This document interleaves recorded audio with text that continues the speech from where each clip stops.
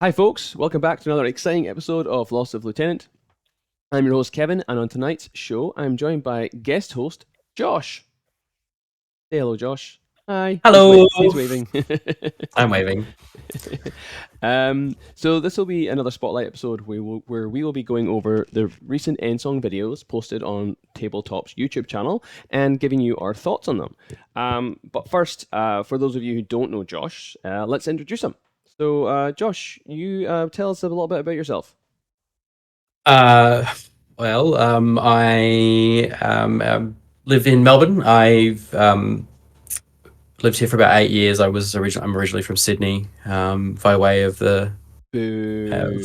via UK, Wait, as well. by way of the UK, like when you were Yeah, I a lived in the baby. UK when I was a lot younger. Yes. Oh.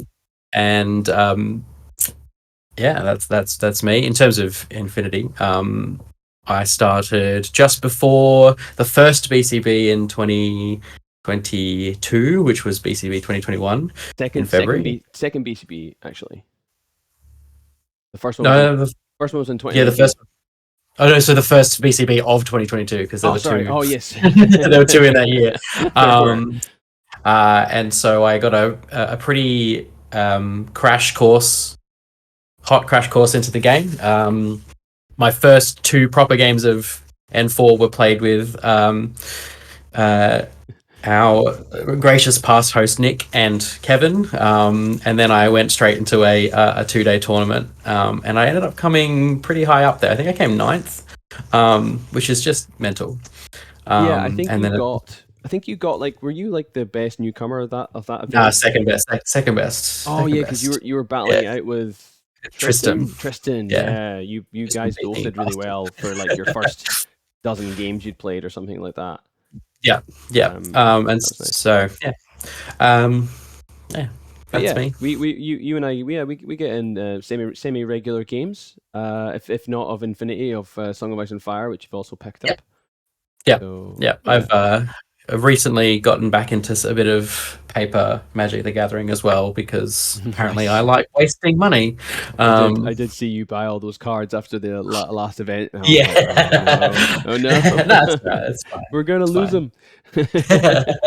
No, you will not. um, Infinity is still the old first love. yeah. So yeah, we got you on the show tonight. I guess yeah, because we just wanna hear from other voices in the community, and yeah, you're usually you're always on the Discord or on a Facebook chat helping people out with rules, and you're keen to know more about, or keen to give your opinions on what's going on with the game. So figured what better way to get you on the show than get you on a spotlight and discuss all the exciting new Endsong stuff that has recently dropped. I think they just wrapped up that Exactly. last video like yesterday.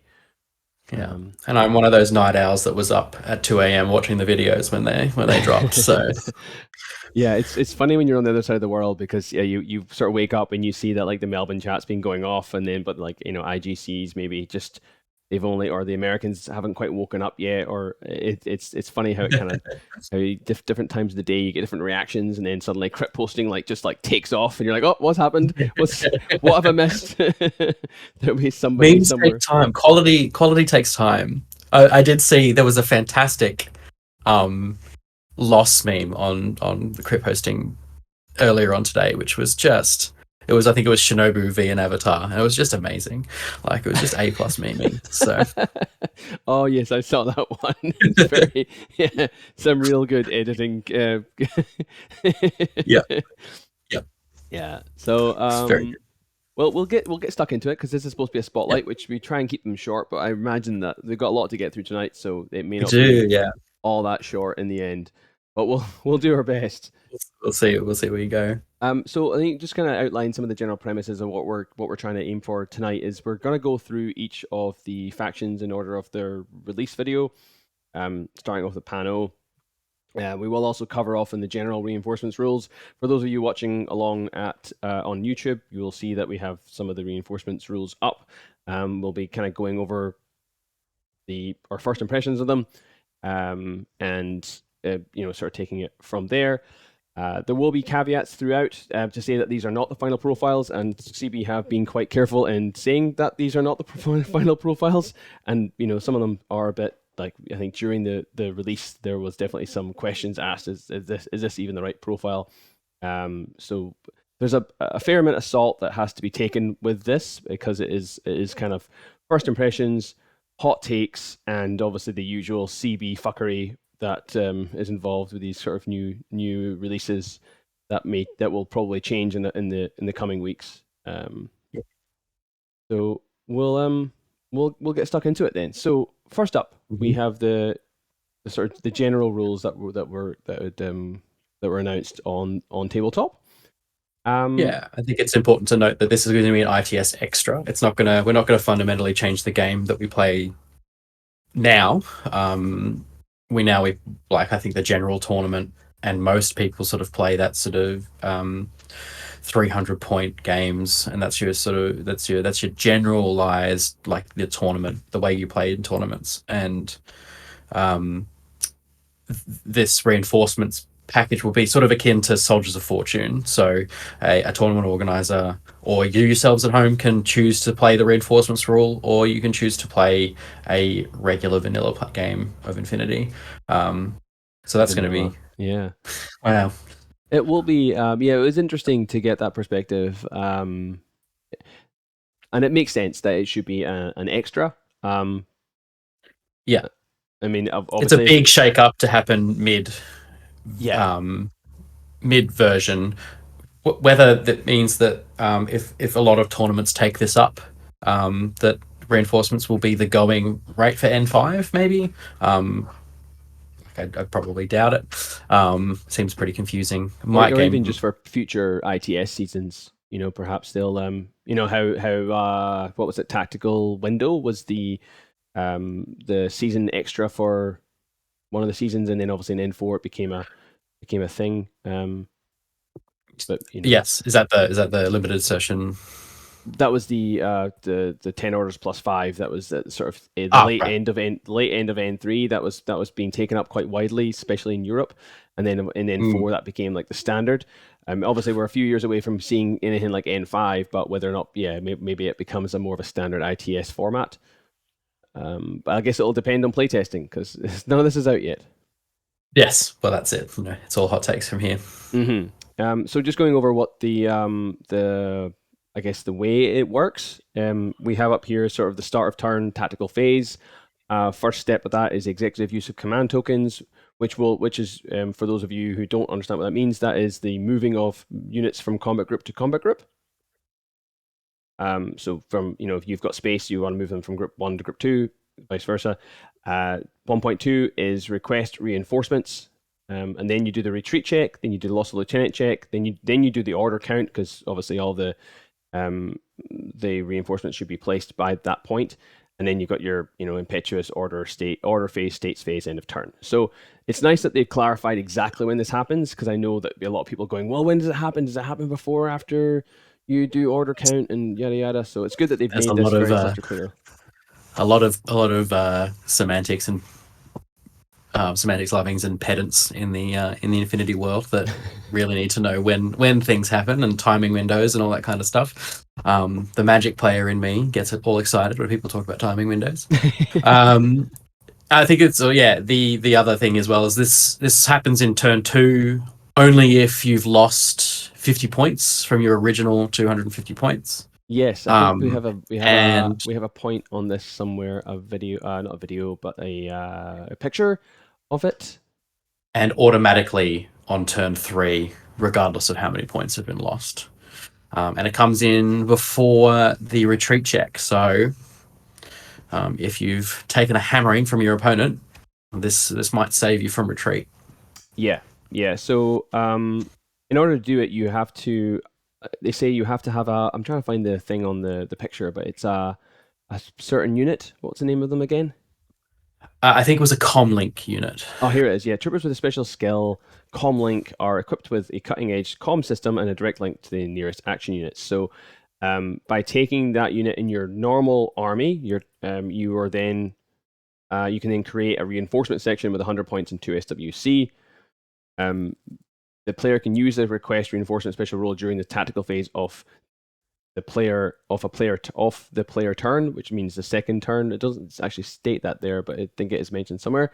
Yeah, it was mentioned in the video. Yeah, and this can be done even if the trooper is in a null state. So even if you kill that trooper on turn 1, that doesn't matter. It can still come down. And then Stress signals are still sent. Yeah, and then how they come down is a drop pod. So it's 40k drop pods coming down, and the player must place a drop pod token completely inside their half of the game table, and then it's all the troopers in the player's reinforcement section, along with the peripherals, must be deployed completely inside the drop pod's zone of control and completely inside their half of the game table. So they have a nice little drawing there, which depicts how to do it, which is nice. They've done this with the infiltration rules. They have a similar diagram that just sort of clarifies that if you have a Moran, for example, you cannot place the crazy koala over the halfway line. Everything has to be inside the same half of the table. Same thing for this drop pod token that comes down. It has to be inside your half of the game table, and everything you deploy also has to remain in that side of the game table. So that's a nice little diagram, kind of clears that up. The other thing is, like you said, it's a 250 point limit. So that means that the maximum you'll have at any one point on the game is still going to be 300 points, right? Yes, the maximum you can have is 300 points on the game table. Yeah, because you'll start with 250. Oh, no, not necessarily, because unless you've lost nothing in your third. By the time your third turn rolls around, yeah, that's a good point. You get 100 points extra. But I mean, if you've reduced your opponent to a pile of rubble and you've still got 250 points on the game table to turn around at the start of turn 3, then good job, well done. You've won the game. You've won the game. And I'm sure this was clarified somewhere in the video, but that counts. The 250 points is casualties, right? So not like if you have the 2 50 things points as casualties. Does it specify that? It doesn't specify us, but I assume that it's casualties because they only count as casualties at the end of the game anyway, according to the hidden deployment rules. So yeah, right. Okay. Yeah. So you can't just have like 100. You can't just have 50 points off the table in 2 AD units and then get them on turn. Get them on turn 2. No, they have to be dead in a null state. They have to be dead in a null state. And then as far as the combat groups go, the reinforcements they start in their own combat group. So my understanding then is if you have a 12 trooper 250 point list, that's like a 10 and 2, then these guys will drop down. You're still limited to 15 troopers unless there's a rule that states otherwise. Those 3 troopers will then drop down in their own combat group, like a third combat group. Is that correct? That's how I understand it. I don't know whether they'll limit you to 2 combat groups, so you'll have to have one with 250 points and one with 100 points. And that's how it seems to go. Seems like it looks like in that picture there. Though it does just say main section and reinforcement section. It doesn't say combat group 1 and 2. So I'd assume that, taking into account that you have a limit of 15 troopers, you can have your combat groups you can have your combat groups however you like in a 300 point games. Yeah, so I can have 3 combat groups of 5 troopers if I really, really want to. You can have 15. You can have 15 combat groups of 1 trooper if you really want to. if you really, really want to. If you want to play 40k, mate, let's play Infinity 40k. Yeah. There's another illustration here challenge that sort of says it as well, like with the main section and reinforcement sections. But I think that's a fairly generic overview. Like you say, I think you could have like one group of 10, or you could have one group of 9, another group of 3, and then you then could have then when your reinforcement section comes down, that's another group of 3. Which then you can move into either group on the third game round if they come down in turn 2. If they come down in turn 3, obviously there's nothing you can do about it. Yeah. There's also I think they mentioned in the video, they didn't put it in any photos, but there'll be a comlink +1 or comlink +2 skill on people with special comlink powers. And that will allow you to exceed the 15 trooper limit, according to the video. That's really interesting. Yeah, that's cool. But it allows Because you only by adding units into your reinforcement profile. yeah. So you can add, if you've got comlink +2, you can have up to you can continue move past the 15 trooper limit into your reinforcements profile. Yeah, Yeah, there's actually. definitely a lot of questions that have been asked about it. Like you're talking mentioned before about it being an ITS extra. So it'll be everyone does it or no one does it. Will be the kind of case. But when I first heard about it, I thought it would be kind of interesting to see if a normal 300 point list how it would do against a reinforcements list. Yeah, it would You'd be you know interesting. You obviously you have more defenses on the yeah, table. you'd have a 50 point handicap, but you'd have all of your resources from turn one to yeah, like you say, to defend. So, but I mean, that doesn't Or appeal to even me. just strike, right? Like, set up set up a devastating alpha strike, um, with using two combat groups, and when they've only got one potentially, and then they bring their troopers down in their turn two. But if you go first, that's a whole round before, like that's their turn and your turn before they can bring their reinforcements in. That's Um, true. I think so if if you go first and you alpha strike somebody really really hard, they've got 2 rounds before their reinforcements come in, like two player turns before their reinforcements come in. So it's very. I think that a 300 point list might have an advantage depending on how well the faction does I at, see, at defense or attack. yeah, right. So yeah, so you strike me hard, I try to strike you back, and then you get to hit me again before my reinforcements come down. Yeah, if So you go first, yeah. yeah, I guess though you still have like maximum of 10 troopers in any one combat group, so Mhm. your ability to alpha strike maybe isn't that diminished. But I think what it does potentially do is often, at least how I might play the game, is maybe my second combat group would normally be my objective runners. You know, I might use 10 orders in group one to smash your face in, and then the 5 orders in group two to go move up, push some buttons, lay some mines, do something like that. If I've only Mhm. got 10 troopers in one combat group because the 100 points is off the table, then maybe I just smash your face in. But I've kind of got to weigh that up a little bit more. Yeah, Which I yeah, guess is interesting because that maybe then forms what your reinforcements are there to do, which I yeah. guess we'll get into when we start going through the armies and start kind of getting our thoughts on what we might what we I think the see big these doing. the big discussion online currently is what alpha strike pieces cost exactly 50 points that I can waste away in my turn one and then get my reinforcements on turn two. Um, Aha. Yep. yeah, Yeah. so Very, very that's cool. Okay, so with that out the way, we'll get into the first army that was released, which was the hyperpower itself, Pan-Oceania. And they have um, their one is called Code Capital. So we'll not go through everything that's here, right? You can read it yourself, but I guess we'll take some initial takeaways that you have from looking at this. We're currently looking at the what's it called, the army list, not the arm. Is it the army list I'm thinking of? What's it called? yeah, Fucking yeah. What sure. do you Fire think of team chart, I this think. fire team chart? That's the Um, one. Yeah. my first thought is, how are you only going to fit 100 points in? Um, oh, I've Mm. got a core link of bolts. Isn't that Yeah. 120 points on its own? Uh, that's my first thought. There are some excellent pieces in here. Obviously, the Squalos Mark II is the one of the big takeaways anyway. Um, Yeah, let's actually just take this opportunity just to talk about the Squalus Mark II. So first of all, fucking sick looking model, with Gorgeous. with two multi pistols, not multi pistol plus one burst. It's got motherfucking two multi pistols, just dual wielding them like no one's business, which is really cool. But the profile is um quite interesting.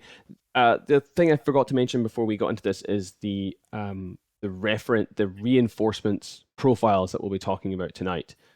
So I had a little bit. I was looking through them tonight, and I got a little bit confused. But I think I've sort of talked to you, and we sort of figured them out a bit. Is Hmm. if it says ref before the profile, that is the reinforcements profile for that faction. Or for a trooper that's going to be in the normal faction as well. Yes, yes. If it says ref, then it generally will mean that there will be a normal profile as well that will be available to your main combat group. That Yeah, sound correct? that seems right to me. Yeah. Yeah. Okay. Because as we go through tonight, there's a few profiles that don't have ref in it, but then seem to be that they are part of the reinforcements group, which then to me then says that there is not going to be a normal profile in army for you to choose from. I mean, Um, the other thing is you could just be it's just a classic yes. CB extra thing added in just because Well, we. that's it. Trying to parse the correct information from what CB give out is notoriously difficult. So Well, that's why. it's all about content, right? It's driving content. Yeah. Otherwise, you'd be out of a job. Yeah. Right. Yeah. If everything was crystal clear, we wouldn't need to make episodes. So yeah, this Squalus Mark II. The Squalus itself, right? The regular Squalus is a fairly vanilla main battle tag, like classic loadout. Very very good profile. This one is like the kind of smaller version of it, right? So it's Yeah, it seems a little it's bit compressed. yeah, it's the lower armor. It's an S6 tag. It doesn't have the HMG, but it replaces the HMG essentially with an AP Spitfire or a multi marksman rifle. And Mm. obviously is a fair bit cheaper as well. So Yes, it's a lot cheaper. yeah, it's so we're going from between 57 points and 65 points. The multi marksman rifle notably is also only one SWC, which I think, I mean, not being a big PanO person myself, I wonder if that half an SWC might actually be quite useful. You know, Especially if you're building a reinforcements group with only two SWC available to you. I that's a think really that's good going to be point. on premium. That's a really good point. Adding, Yeah, fuck yeah, I didn't think that's about the that. difference between an extra hacker or a mine layer in your, or even an extra one SWC gun in your reinforcements group. That's you're freeing up quite a lot there.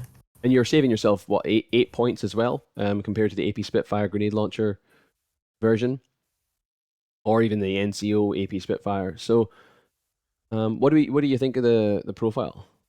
I think that the multi marksman profile is sorely missing a +1 burst there next to the next to that. Yep. It just feels really bad, and we'll come to this to the Cascuda as well. It feels really bad to have a burst 3 weapon on a tag.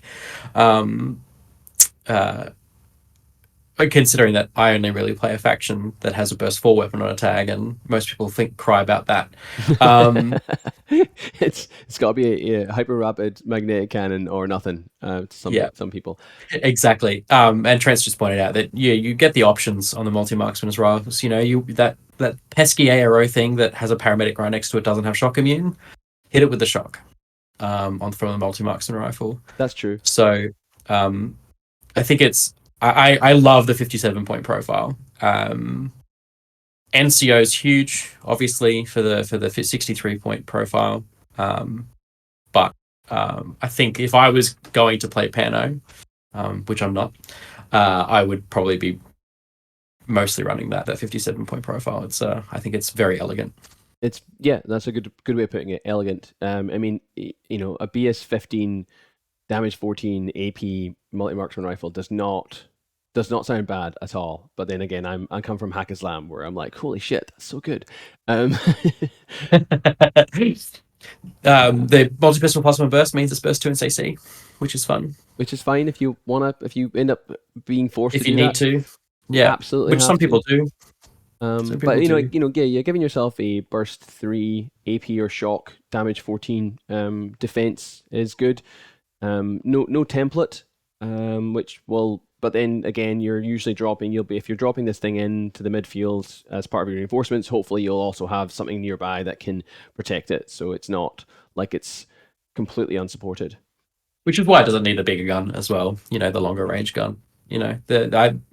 I've gone on record to say that I think Spitfire range bands are the best range bands.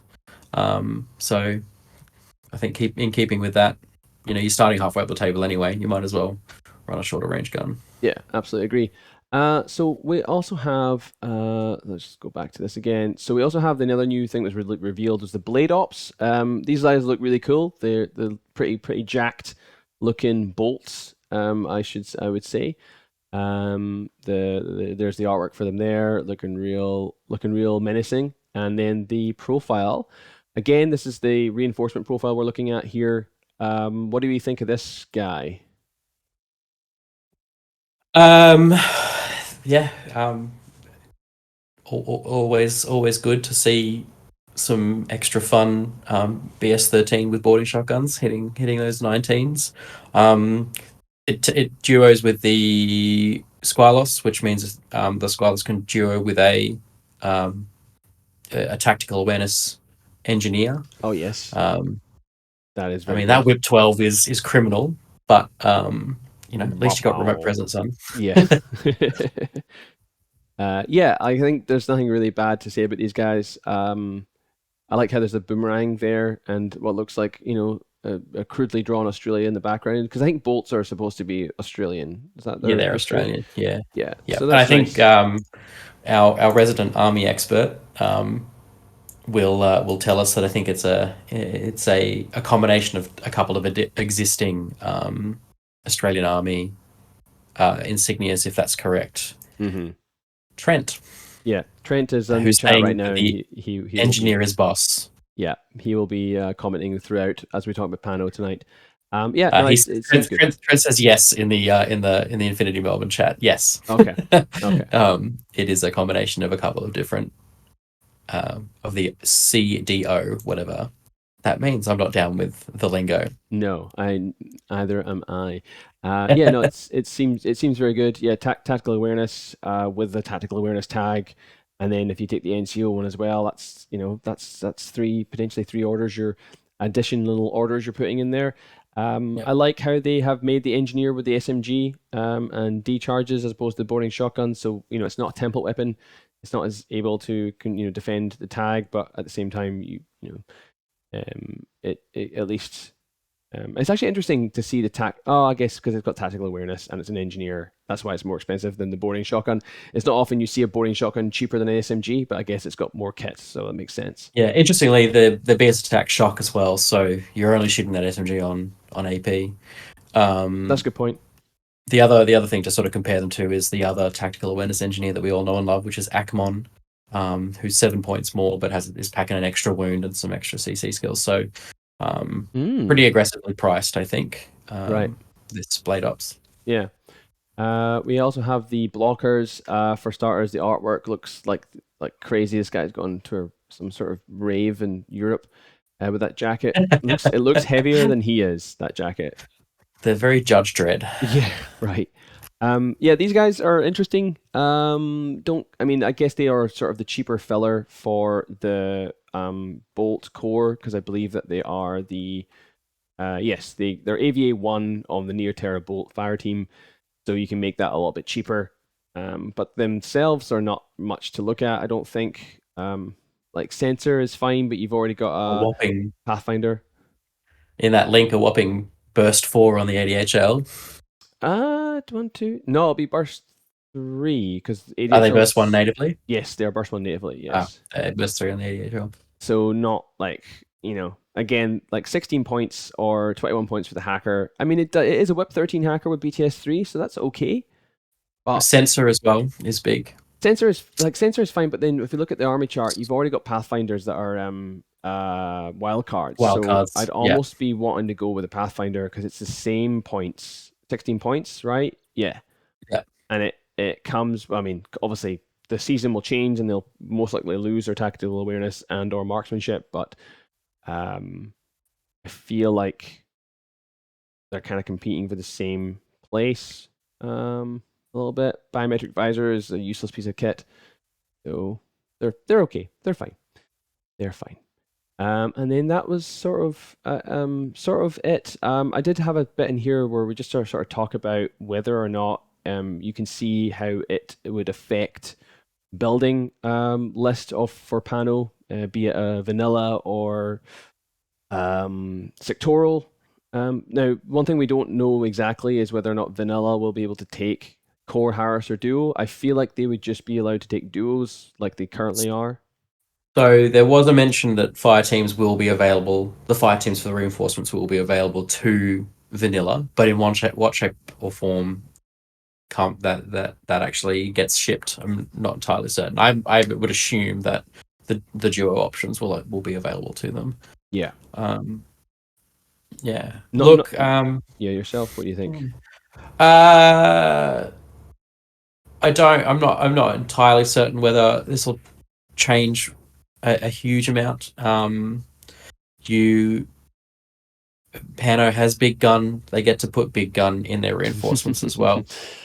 Uh, Um, I love that the Aquila Guard is available to every PanO sectorial now. yeah. Um, Yeah. I was thinking the uh, same thing. they're still sorely lacking some smoke, but it's still a fun addition to, and it's an addition that I think every PanO sectorial will feel. The having an MSV3 um, uh, Gunfighter. big gunfighter planted directly into the midfield, as Trent so eloquently put just then. Um, uh, Can yeah. like It can see putting it directly distance. into the midfield. Yeah, very good. Yeah, especially that automatic discover on the Aquila Guard. Shona Carano, who is lacking a sort of infiltration skill, who is the sword master, wanting to get right up in there, starting in the midfield as well. Excellent. Yeah, no, that's a very good point. And Yeah. then you've got bulleteers and pathfinders in there as well, so you can they're very cheap. The bulleteer is an absolute menace of a piece with min -6 and a heavy shotgun or a Spitfire. Coupling that with a hacker. Because does the Aquila Guard have a hacker profile? No, you're thinking of the Swiss Guard, I think. The Swiss Guard, Yeah. being able to put a Swiss Guard now, who is commonly a solo unit, in sorry, not that you can put it into a fire team, but the fact that it can start in the midfield. Obviously, it won't be in camel state, but it can sort of, because the Swiss Guard has Hidden deployment camo. Mimetism -6. They, I see. Carlos mentioned and all the profiles that would normally have camouflage have all lost camouflage in there and become cheaper, as a result in all of their reinforcement profiles. yeah, So but it you'll just have means no. that you now have a reason to potentially use the Swiss Guard hacker, right? Because now Yeah. it can be dropped into midfield. It can be dropped in the midfield with with a bulleteer, pathfinder nearby, repeater coverage, BTS 6. Um, it's that's a reason maybe to take something like that. And it's currently 61 points, but you'd imagine that would also be cheaper with the removal of camouflage. So Well, the removal of infiltration on the X-ray unit was 4 points. So you're looking at least a 4 to 8 point cost decrease on a Swiss Guard, which is um pretty tasty. yeah, very, very Yeah, tasty. DS15 multi rifle that's probably already in good range with min -6. Yeah, I can see a lot of options for, as you say, more big gun, but big gun that is maybe not so big, like shorter range guns that can now get a bit more of a look in, perhaps. So this is Hmm. quite exciting. I quite like what I've seen for PanO so far. All right. Yeah, I'll have to play against some PanO to see how it turns out. Yeah. Well, we'll hopefully get the chance soon because Trent's coming in for BCB. I'm quite excited. So next up, we've got Yu Ching. So Yu Ching have the Dayback Force, which said in the video is mostly Korean influence, and actually has quite a lot of new units, possibly the most amount of new units that we'll see tonight. So we've got the Suyong, the Horang Core, the Haite, Tulsa, Dokebi. I know I'm butchering these words, but apologies. So that's one, two, three, four, 5 new units that they're getting. Yeah, I think them and Aleph get the most new units. Yeah, so that's really cool. Yeah. This definitely gives this faction a bit of flavor. What do you think, Josh? I mean, ever since Uprising, Eugene Play's been crying about losing Damaro. And hey, look, you got him back. Huarang are there. They're incredible. Yeah, so this profile here that was is actually incorrect here. So there's the model. Look, well, there's the artwork. There's the more artwork. Beautiful. Looks really cool. Like that actually that shotgun looks fucking excellent. Like that So is very, so very Korean. It's very good. it's Yeah. really really cool. The profile that we're looking at here is incorrect, right? Well, it's actually pretty. It's close, but they're just losing a wound or something, right? This is the Salsa Warrior stat line. I have the Hwarang up with me. They're move 6-2 with CC 22, Oh yeah, here it BS is. 12, is 13, whip 13. The arm 3, BTS 3 with 2 wounds is the big one. Is the main change? Yeah, Yeah. yeah. So they dodge plus 2 inches, frenzy, immunity shock, martial arts level 3, and stealth. And then their loadout they said was correct, which is yeah, your kind of warbandy profile. So light shotguns, Panzerfaust, SMGs, combo rifle plus 2 damage. That is quite nice, but it's Hmm. BS11, so you're probably not really using it for that. Yeah. If you're going to compare them to JSA units, they very much resemble a Tanko, but not starting as impetuous because they only have the frenzy Mm, skill. yeah, So they're a little bit more expensive than the Tankos, but they definitely resemble them there. That explosive close combat weapon is that is a thing of beauty. it is certainly is. Light shock and No Panzerfaust as bazooka. well. So that's a nice like for 23 points to to get that long range threat Yeah, as well as a I light don't know if shotgun. you take not no know if you're taking a light shock on Panzerfaust and a reinforcement profile, just because you don't need the range. Well, it's yeah. I mean, I think for this profile, you're correct, but I think it's something I want to bring up is a lot of people have been. I mean, even myself, and it was really tonight where I thought about it. Like, you don't have to deploy them on the midline, or you don't have to deploy You them don't. right halfway up the board. There's obviously this profile's You've not got going to 8 inches from the drop pod. You've got Yeah. yeah, you've got 8 inches from the drop pod, and there's nothing stopping you from creating a Harris of a long range threat with a sniper rifle in it to just appear on a building that your opponent thought was safe on turn two, and just start taking shots at things which are no which your opponent thought he didn't need to cover a six for. Yeah. Like that's something I was Yeah. thinking about That's tonight it's because a I was looking good through a point. few profiles that had sniper rifles and I was like, why would you? Oh, hang on, you can just deploy them anywhere on your half the table. You can deploy them on a like I don't know your opponent blows away your ARO piece and then you turn two, you just deploy another one there and they're like, oh fuck, like that's that kind of stuff really opens up less building ideas. I think. Yeah.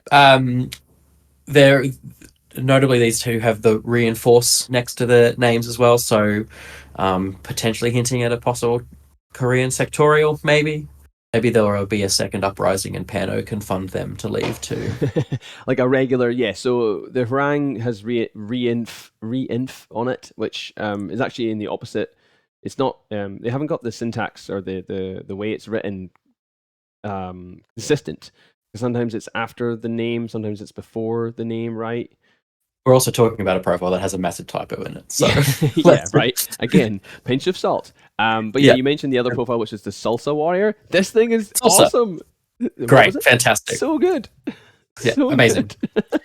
I was like, oh um my god, Mimetism I minus love it. six, I martial love it. arts, dodge plus three, dodge plus three, boarding shotgun, shock mines, the forward observer. Actually, probably I don't know which one I prefer.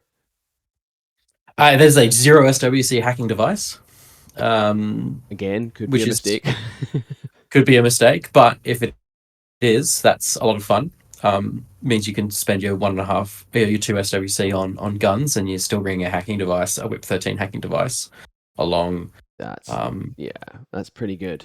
That yeah, seems pretty good for 26 points. SMG, DACC weapon. So yeah, does the thing. Yeah, really dig it. They didn't come up with any other. They did come up with a no profiles picture. for the Dockerbee.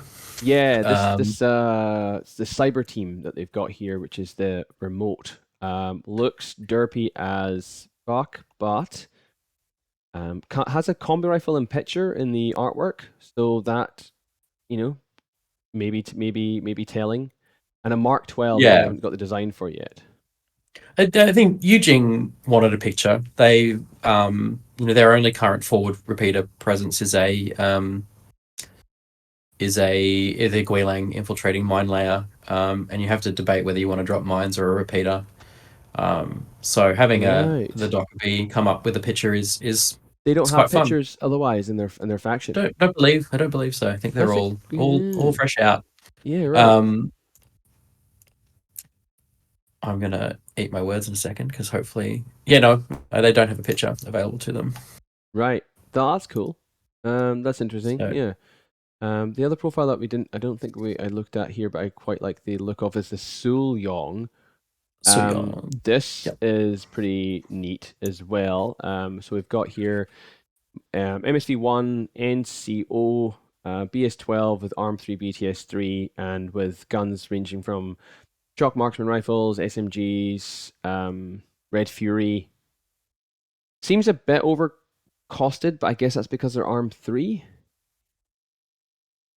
Or like a one wound model, 30 points for Red Fury does seem a little bit speno. Yeah, but I mean, they're medium infantry. They're designed to be expensive and shit. Well, that's the problem, right? Because armor just you just feel like you're paying so much for armor. Yeah, NCOs bloat. Terrain turtles probably bloat on them as well.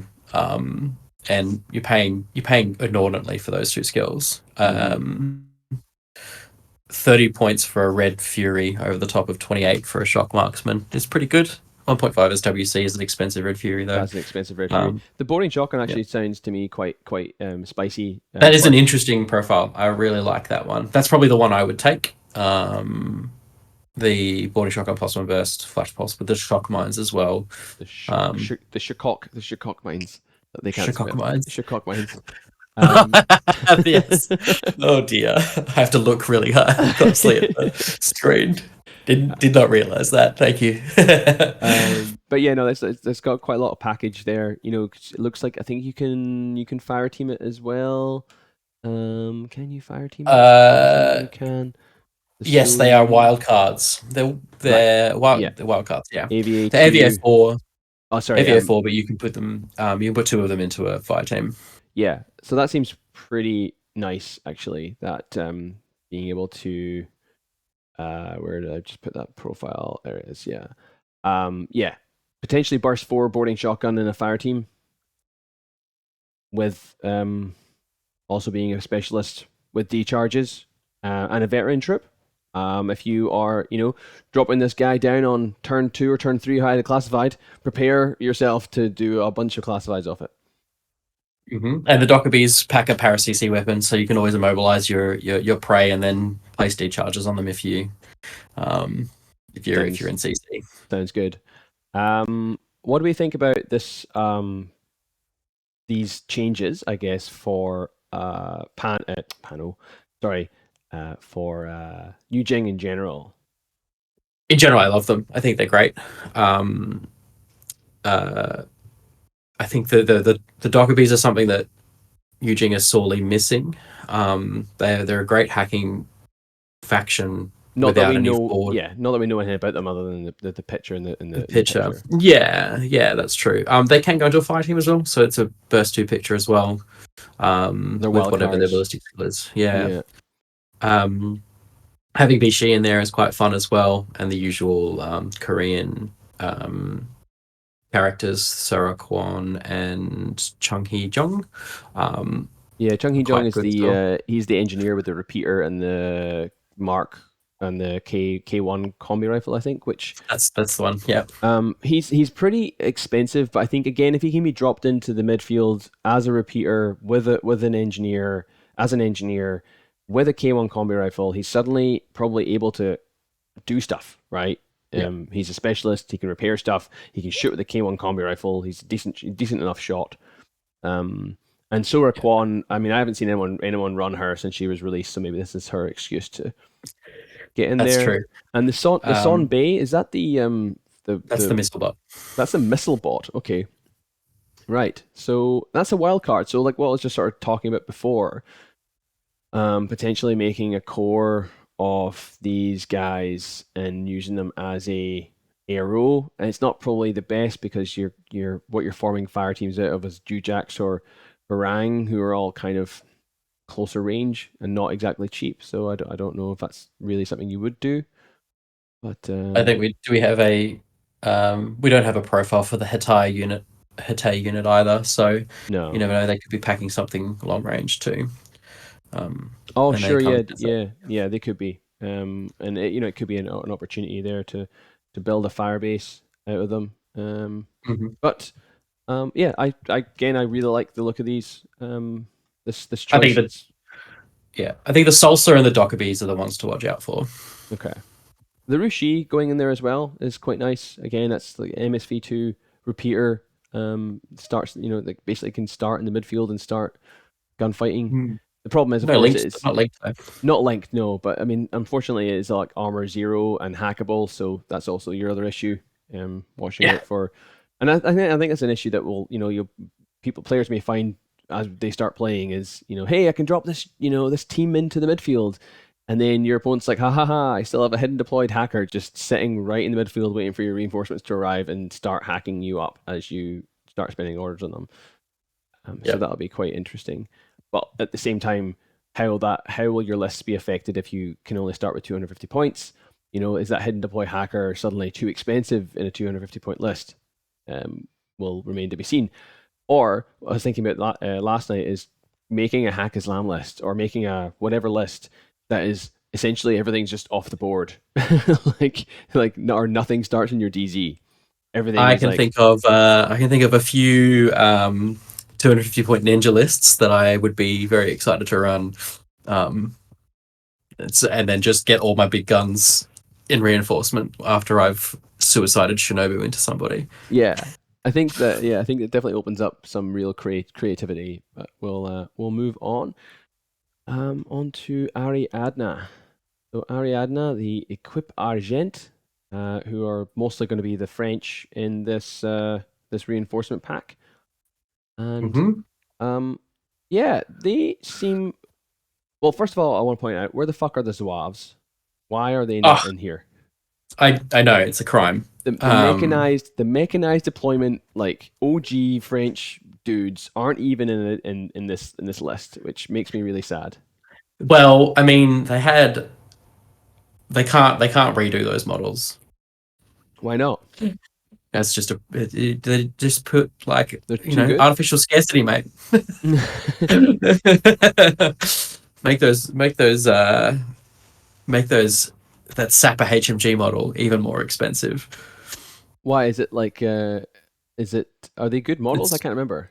They're beautiful, beautiful. The old Right. Zouave models, Oh, is that yeah. the one? All the old French models are stunning. The Sapper HMG Zouave, especially so. The one where he's like leaning back with his hands on the thing and his foot up against the wall, the Sapper wall, and he's Ah, yeah. it's really nice. It's a really I nice thought that model. was the old Mob Lot version, Could be but my butt, actually. Yeah, now you but mention it, yes. No, you're right. I remember Julian used to love taking Zouaves when he played French, and it was always a joy to see them because they were very nicely yeah. made models. The Loop Um, Guru as well, one of some of my favorite models, um, as well as the old Moblots too. they do have a very unique aesthetic, the Lugaroo, and it's Yeah. not something. It's something that I would love, and I think CB did mention this in a post. We'll just cover that one right now. He did say he shows the contents of the reinforcement box in the video. All are new sculpts, not repacks of old ones. And the pack is going to conclude a two Lugaroo. So that means that we will be seeing some new And a French new minis Mobot as well. and a new mob lot. Yes. Actually, speaking of which, the And mob a lot. new Briz card, Jacques Baron as well. Yeah, the new moblots uh, profiles for reinforcements are definitely better than they currently are, right? Yeah, this is the first HMG we've seen starting in your midfield. Yeah, that's true. It's the team of 2 -3. Stock HMG is pretty huge. That's nice. Yeah, Damage has a 15 lot AP of Spitfire obviously is pretty great. It's nice that they have on the reinforcement profile how they've just given them all mimetism, whereas I think they're currently now only like some of the profiles have mimetism. yeah. I think I that's think right. Yeah, the infiltration moblos have mimetism, but all of these ones do, which is really just something that they should have given them in the first place to make them yeah. at least Well, worth taking. they're one wound HI without Cube. without a cube and no dogged, or like at least the Mormares and the Greys have dogged. Yeah, So that's true. um, yeah, having that extra one in there as well is quite that mimetism just sort of makes them a little bit more survivable. Yeah, ARM 3, BTS And 3, BS 13 is all good for me. The engineer one, I think it's the same profile as the current one. It has EM mines, which is rare and nice to see in Ariadna. the current one does not have EM mines. It does not. Okay, No. right. The other thing they're gaining as part of this package is tactical awareness. Yes, they're getting a bit of a price jump. For example, the HMG is 28 points, but 5 points for mimetism -3 and tack awareness. I'm paying Oh that. shit! I completely missed it. They all have tack awareness. Okay, yep. Yeah, Now I'm like, that is decent. yeah. I'm Um, absolutely paying 5 points for mimetism -3 and tack awareness. yeah, If you're paying if you're paying that for the Moblots now, you'll pay it again. Um, the a really decent gun platform that everyone outside of Cosmo is missing. yeah. The problem is like, yeah, currently no one's paying for mob lots because no one's playing French. But now you can, and not No, feel you bad can. about it. Not feel like you're like cutting off one of your arms to do so, Yeah, or just being like, exactly. I'd rather just play Cosmo. So this is nice. Oh, and actually no, the you do have an EM mine profile, but it's not on the engineer. It's on the infiltration mimetism -3 version, whereas now it's attached to the engineer, Engineer. Yep. which is decent. Um, Yep. yeah, they seem fine. AP Spitfire +1 damage is also fun too. Absolutely. Um, The Lugaroos haven't actually really changed. They've just had it.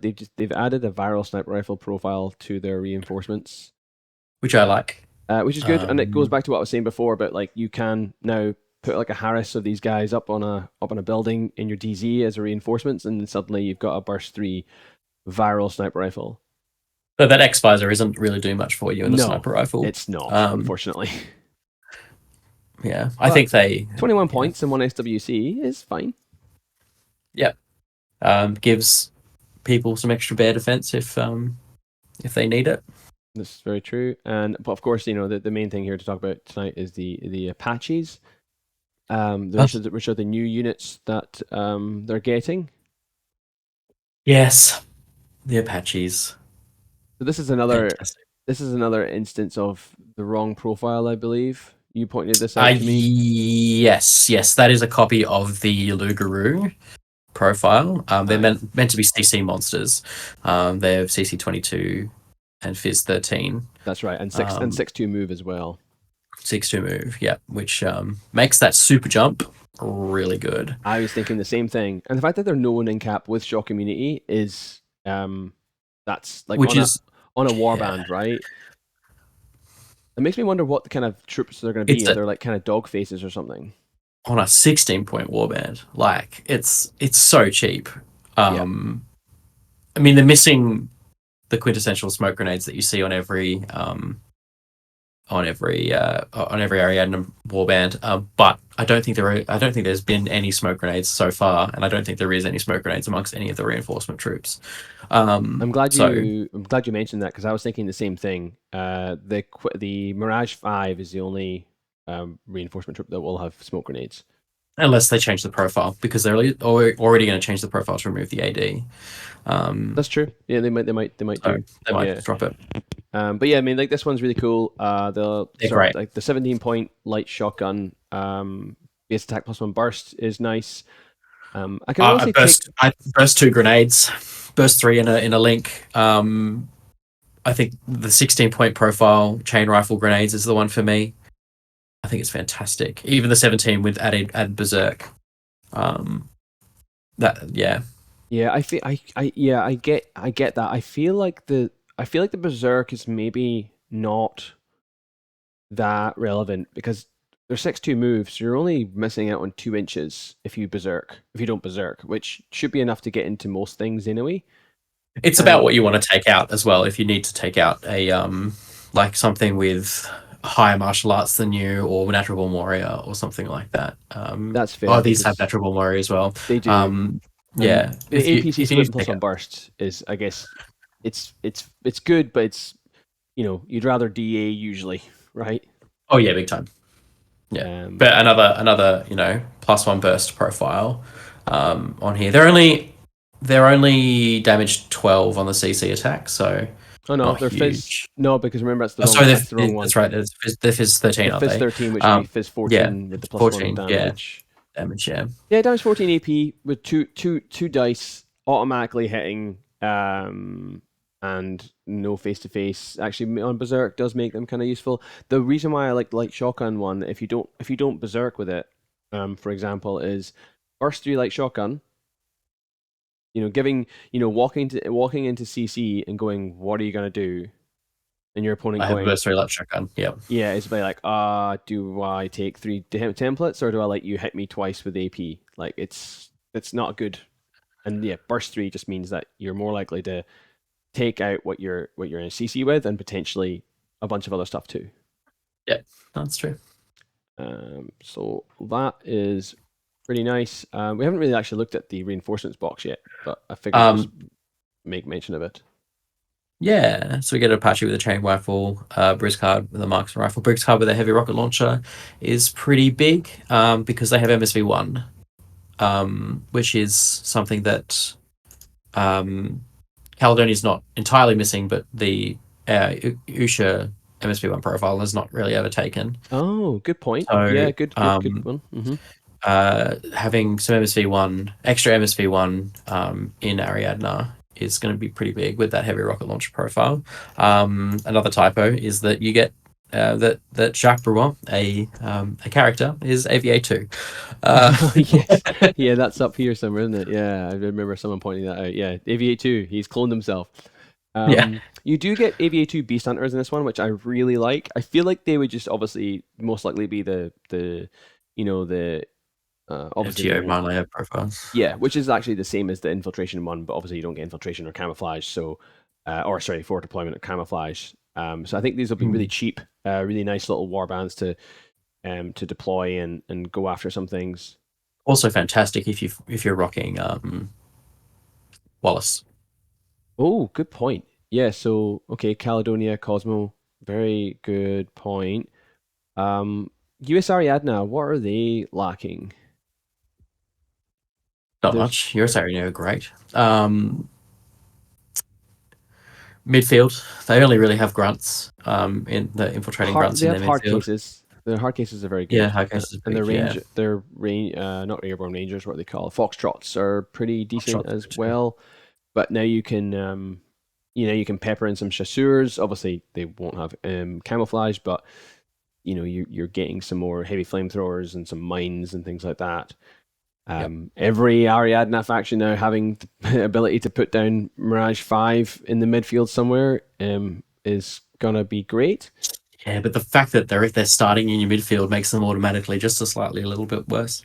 Yeah, Um, sure, you've got a BS14 grenade launcher, but because that's all she brings, really. But having Durock start on the halfway line, I'm much happier about that than seeing him walk in through my back. that's fair enough. I can see that. The Para Commandos actually are really good Our commanders are great. profiles. So There's having them come yeah, down is in the midfield somewhere with an AP Spitfire and Mimetism. That's actually that benefits all Ariadna. it does. Yeah, I mean outside of they're not quite as good as Strela, Spetsnaz, but nothing much is quite as good as Spetsnaz. That's fair Um, enough.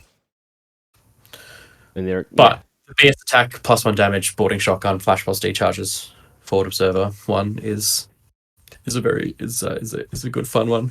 Heavy shotgun on a stick.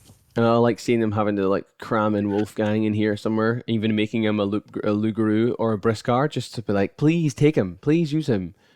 I don't. I have a Wolfgang model, but I use him as a Wolver in my in Caledonia. Like he's not bad. Like he's a really good he's actually quite a good profile. He just is sort of like, where do you put him in? Like, where does he slot in?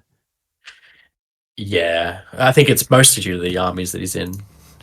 Kind of just have him, but better on most of their stuff. Like, he would definitely benefit from being a reinforcement because he's a, he can go in with the Briscards or Lugaroos. He keeps it pure if you wanted to go for a core. I don't know if you would, but he's BS12 with a +1 burst multi rifle, which means it's a burst 5 multi rifle in a fire team. Mm-hmm. When he's already in good range bands, he's got 2 wounds. He dodges like a motherfucker. Like, yeah, like hey, the reason why people don't take him is he doesn't always succeed in getting to the midfield. If he starts there, then suddenly those 30 odd points you're paying from becomes worth it, I think. He's also packing a para CC weapon and a DA CC weapon, so you can paralyze your CC target, and then whack them Yeah. for free while they try and dodge out of it, which is it's pretty busted. Yeah, put him in a fire team of like have a Briscard, 2 Apaches, a Wolfgang, and Brant or a 112 as a specialist, and that's the pretty rocking fire team actually. Yeah, it's pretty good. It's pretty good. That's not bad, and that would be that'd be about 100 points, I guess. They're all about 20 30 points per model. Apaches are 16, so that Yeah, definitely makes it cheaper. Yeah, yeah, that's and Jacques Baroque packs an AP Spitfire, and yeah, they're mm, really good. really really cool. All right. Moving on down to Haqqislam. So Haqqislam. Oh, he would also have. Does he have smoke grenades as well, Wolfgang? No, he has not got No. smoke grenades. No, no. If he had smoke grenades, people would probably take him We'll more take it. currently. That's right. Yeah, yeah. Well, yeah. I'm thinking of his major one is Corregidor. You know, you've got McMurrow and Wolfgang in the same faction, and McMurrow is just going to meet quota every time as a Yeah, CCing berserking thing. like I say, he just kind of doesn't always fit. Like he seems good on paper, but he's usually the first thing you cut. Yeah. All right, so Haqqislam, we've got the Melik reaction force. This is mostly QK, with like a sprinkling of Rama. Well, really just one Rama profile. Um, but yeah, this I'll defer to you. yeah, sure. So Yeah. Burtucks. Okay, so Burtucks are fucking excellent. These things. Oh, let's find the profile. Less don't care about them. Bartuk. Okay, right. So this is also an occasion where I'm going to point out that if you're watching along at home, the Bartuk does not have a reinforcement profile. This is the profile we're looking at here. Is you can look at it 2 ways. You can see this is the non-reinforcement profile, or this is the reinforcement only profile. Which is that your understanding as well, Josh? I would say that this is only available as a reinforcement. Because there's not a Yeah. reinforcement profile. Yes, that's what Yeah. I would think. But, however, they're called an aeronaval engineering regiment, and they have terrain 0G, which makes me believe that they would be an A plus AD unit. Um, Well, although I mean, saying that they're coming in a drop pod, so they already are coming in from the air potentially. that's true. That's true. So if Vanilla Hack gets access or someone else gets access to them, I would assume that they're going to be an AD trooper. Mm-hmm. These guys are pretty excellent.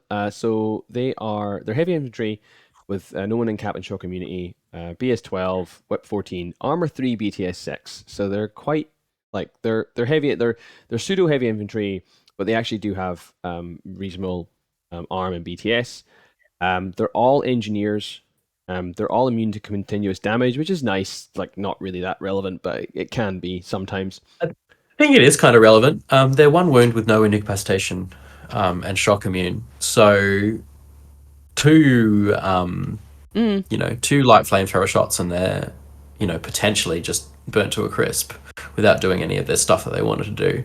So having that sort of immunity there is quite a nice little, you're yeah, sort of a little bit more free with them than you would be with, that's true. say, a different heavy infantry profile. And I And guess, for, and I guess yeah, what you were just saying over there, I guess the landscape of Infinity is going to change quite drastically, where these guys are going to be dropping in to the heart of the battle where you may have lots of continuous damage weapons just kicking around. Yeah. So yeah, no, that I guess. Lots of patches running around with Vulcan shotguns nowadays. There's Mhm. infiltrating grunts. There's a bunch Yeah, of there's profiles we've lots already looked at that have flamethrowers. So yeah, of flamethrowers, beast hunters, flamethrowers in the midfield. Mhm. There's just a lot. A lot can take advantage of having these guys drop down with no camo in the midfield, Yeah. and having just a little bit of extra leniency towards surviving a flamethrower shot. Um, uh, Means that they're able to do what they do. Which is Um, stick two emirats on whatever is within 10.5 inches. well, that's it. Like you've got an Emirat +1 burst. Yeah. What's the main close range defense weapon of a tag? Heavy flamethrower. Um, Suddenly you're bricking a tag, your opponent's tag. They're hitting you with the heavy flamethrower. You're surviving because you're only taking one wound potentially, and then you just putting D charges on them. Tag's gone. That's no, Um, yeah, no, okay, yeah, no, I see now what you're meaning. Yeah, that's right. That yeah, is usually the main defensive attack is a heavy flamethrower, and you're like, get fucked, eat Emirat. Um, yeah. Now these guys seem real good. Like they can go into fire teams. They're wild cards. So you can potentially have burst 3 Emirat just to isolate everything. Because bear in mind, unless you're veteran, you don't really want to get hit with an Emirat. you do Like not. even if you're like you're light infantry, sure you won't be affected per se, but when your opponent's turn comes back around and they have to like you know they're essentially they lose those orders Yeah, from their the order link's flow. broken from the cheerleader as well. Hmm. It's just, yeah, it's rough. It's all bad unless you're a Morat. Mostly you're gonna have a bad time. And there's a lot of remotes and tags that are popping up in these reinforcements. So an Emirat is definitely going to be a bad time for you. They're not cheap, right? The 27 points is the cheapest, up to 31 for SMG light rocket launcher +1 damage, which is that's quite nice. 24-inch range band for the light If rocket our range launcher bands with a heavy rocket launcher damage, it's damage. Yeah, really which is really nice. good. And I did forget to mention that they're all mimetism -3. Which will just again just prevent them from dying as fast. Obviously, the big downside is the fact that they are heavy infantry, so they can get hacked. The Um, BTS 6 though, they've got the Haqqislam BTS, so yeah, that Haqqislam that BTS 6 is very very nice. And the fact that they're engineers means that okay, they can't clear their own states if they get well actually they can clear their own state if they get isolated, but only after like only only next turn. only on the Yeah. next turn. So that's Yeah. that's nice. If they do get isolated, they can clear a flashed stun state from themselves as well, which is nice. It's, yep. Can they do that? Yeah, doctors and engineers can It's clear just part of the flashed, skill. Yeah, you're right. It is. and it's not an No, attack. only doctors can clear flash from a trooper with wounds. Oh, I thought I Yeah, read it was just. engineers clear it from structure.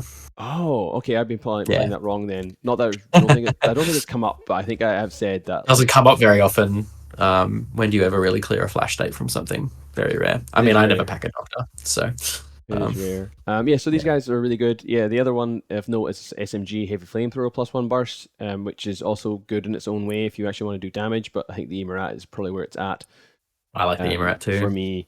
Again, it kind of slots in really nicely into a bunch of into Rama, where they outside of the Namur, this is on their only Emirat. In Vanilla and Assassins, obviously you got Mutts, but there you're often taking the jammer profile instead. So this is a nice way of getting in an Emirat into your list. Mm-hmm. Mm-hmm. So and then the other profile that they showed off was the Corsan. If you watched the um on tabletop Yeah, are we gonna? video, Are we gonna ham it up like Killian? I don't think what, so. what, These are what? yuck. I do agree. They're they're Chain rifle +2 burst is nasty. You walk into CC with something, they're CC 21 with natural born warrior, they're and you go, fun. and they go, hey, what do you want to do? Do you want to dodge, or do you want to eat?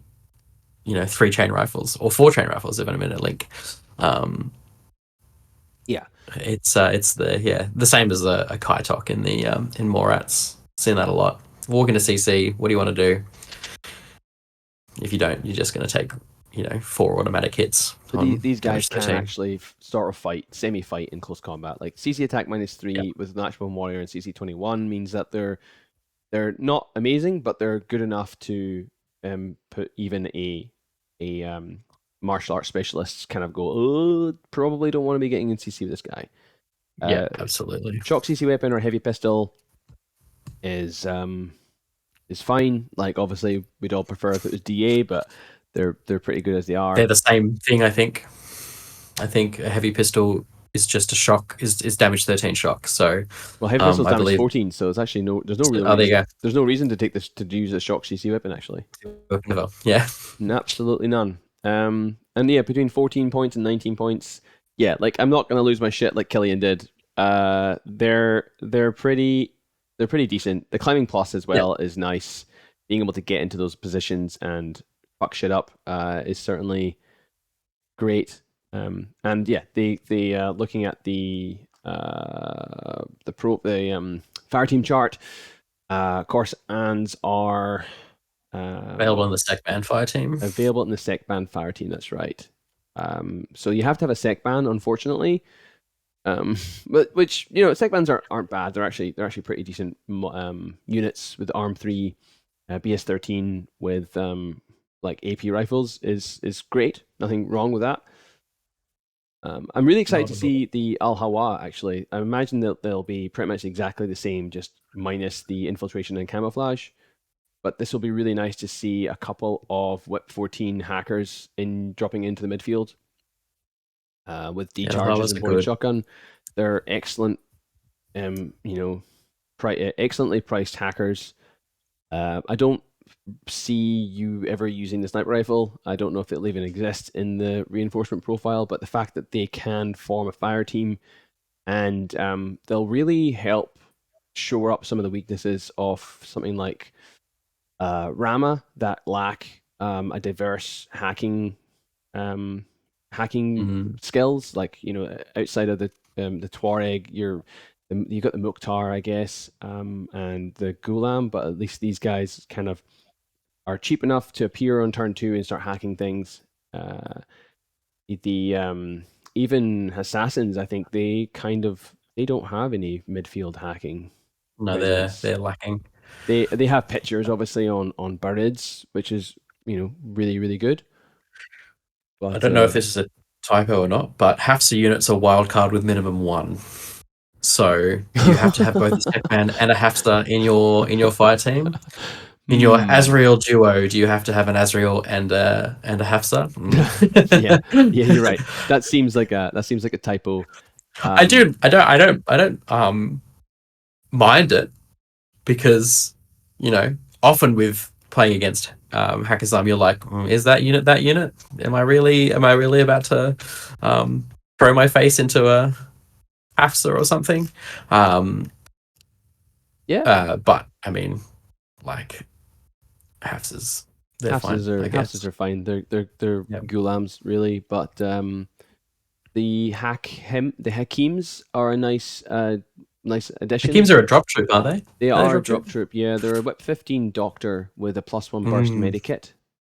So being able to put that into a core gives you some pretty nice options to get things back up.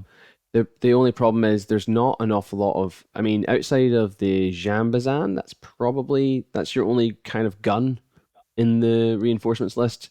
MSV2 HMG would be nice, especially if you got Hakim in there as well. He can get him back up on an 18. But don't discount the Hafsa Spitfire and the Odalisks. Oh yeah, of course. Yeah, there is the Odalisks. The Odalisks did get a little bit of a touch up in that they now have Sixth Sense and 360 Visor combined. Yeah, these are just the reinforcement profiles, though. That's true. Unless they're changing them as well. I mean, they're decent enough. Like 31 points for a BS12, no one in cap, shock immune Spitfire with the burst 2 nanopulsar.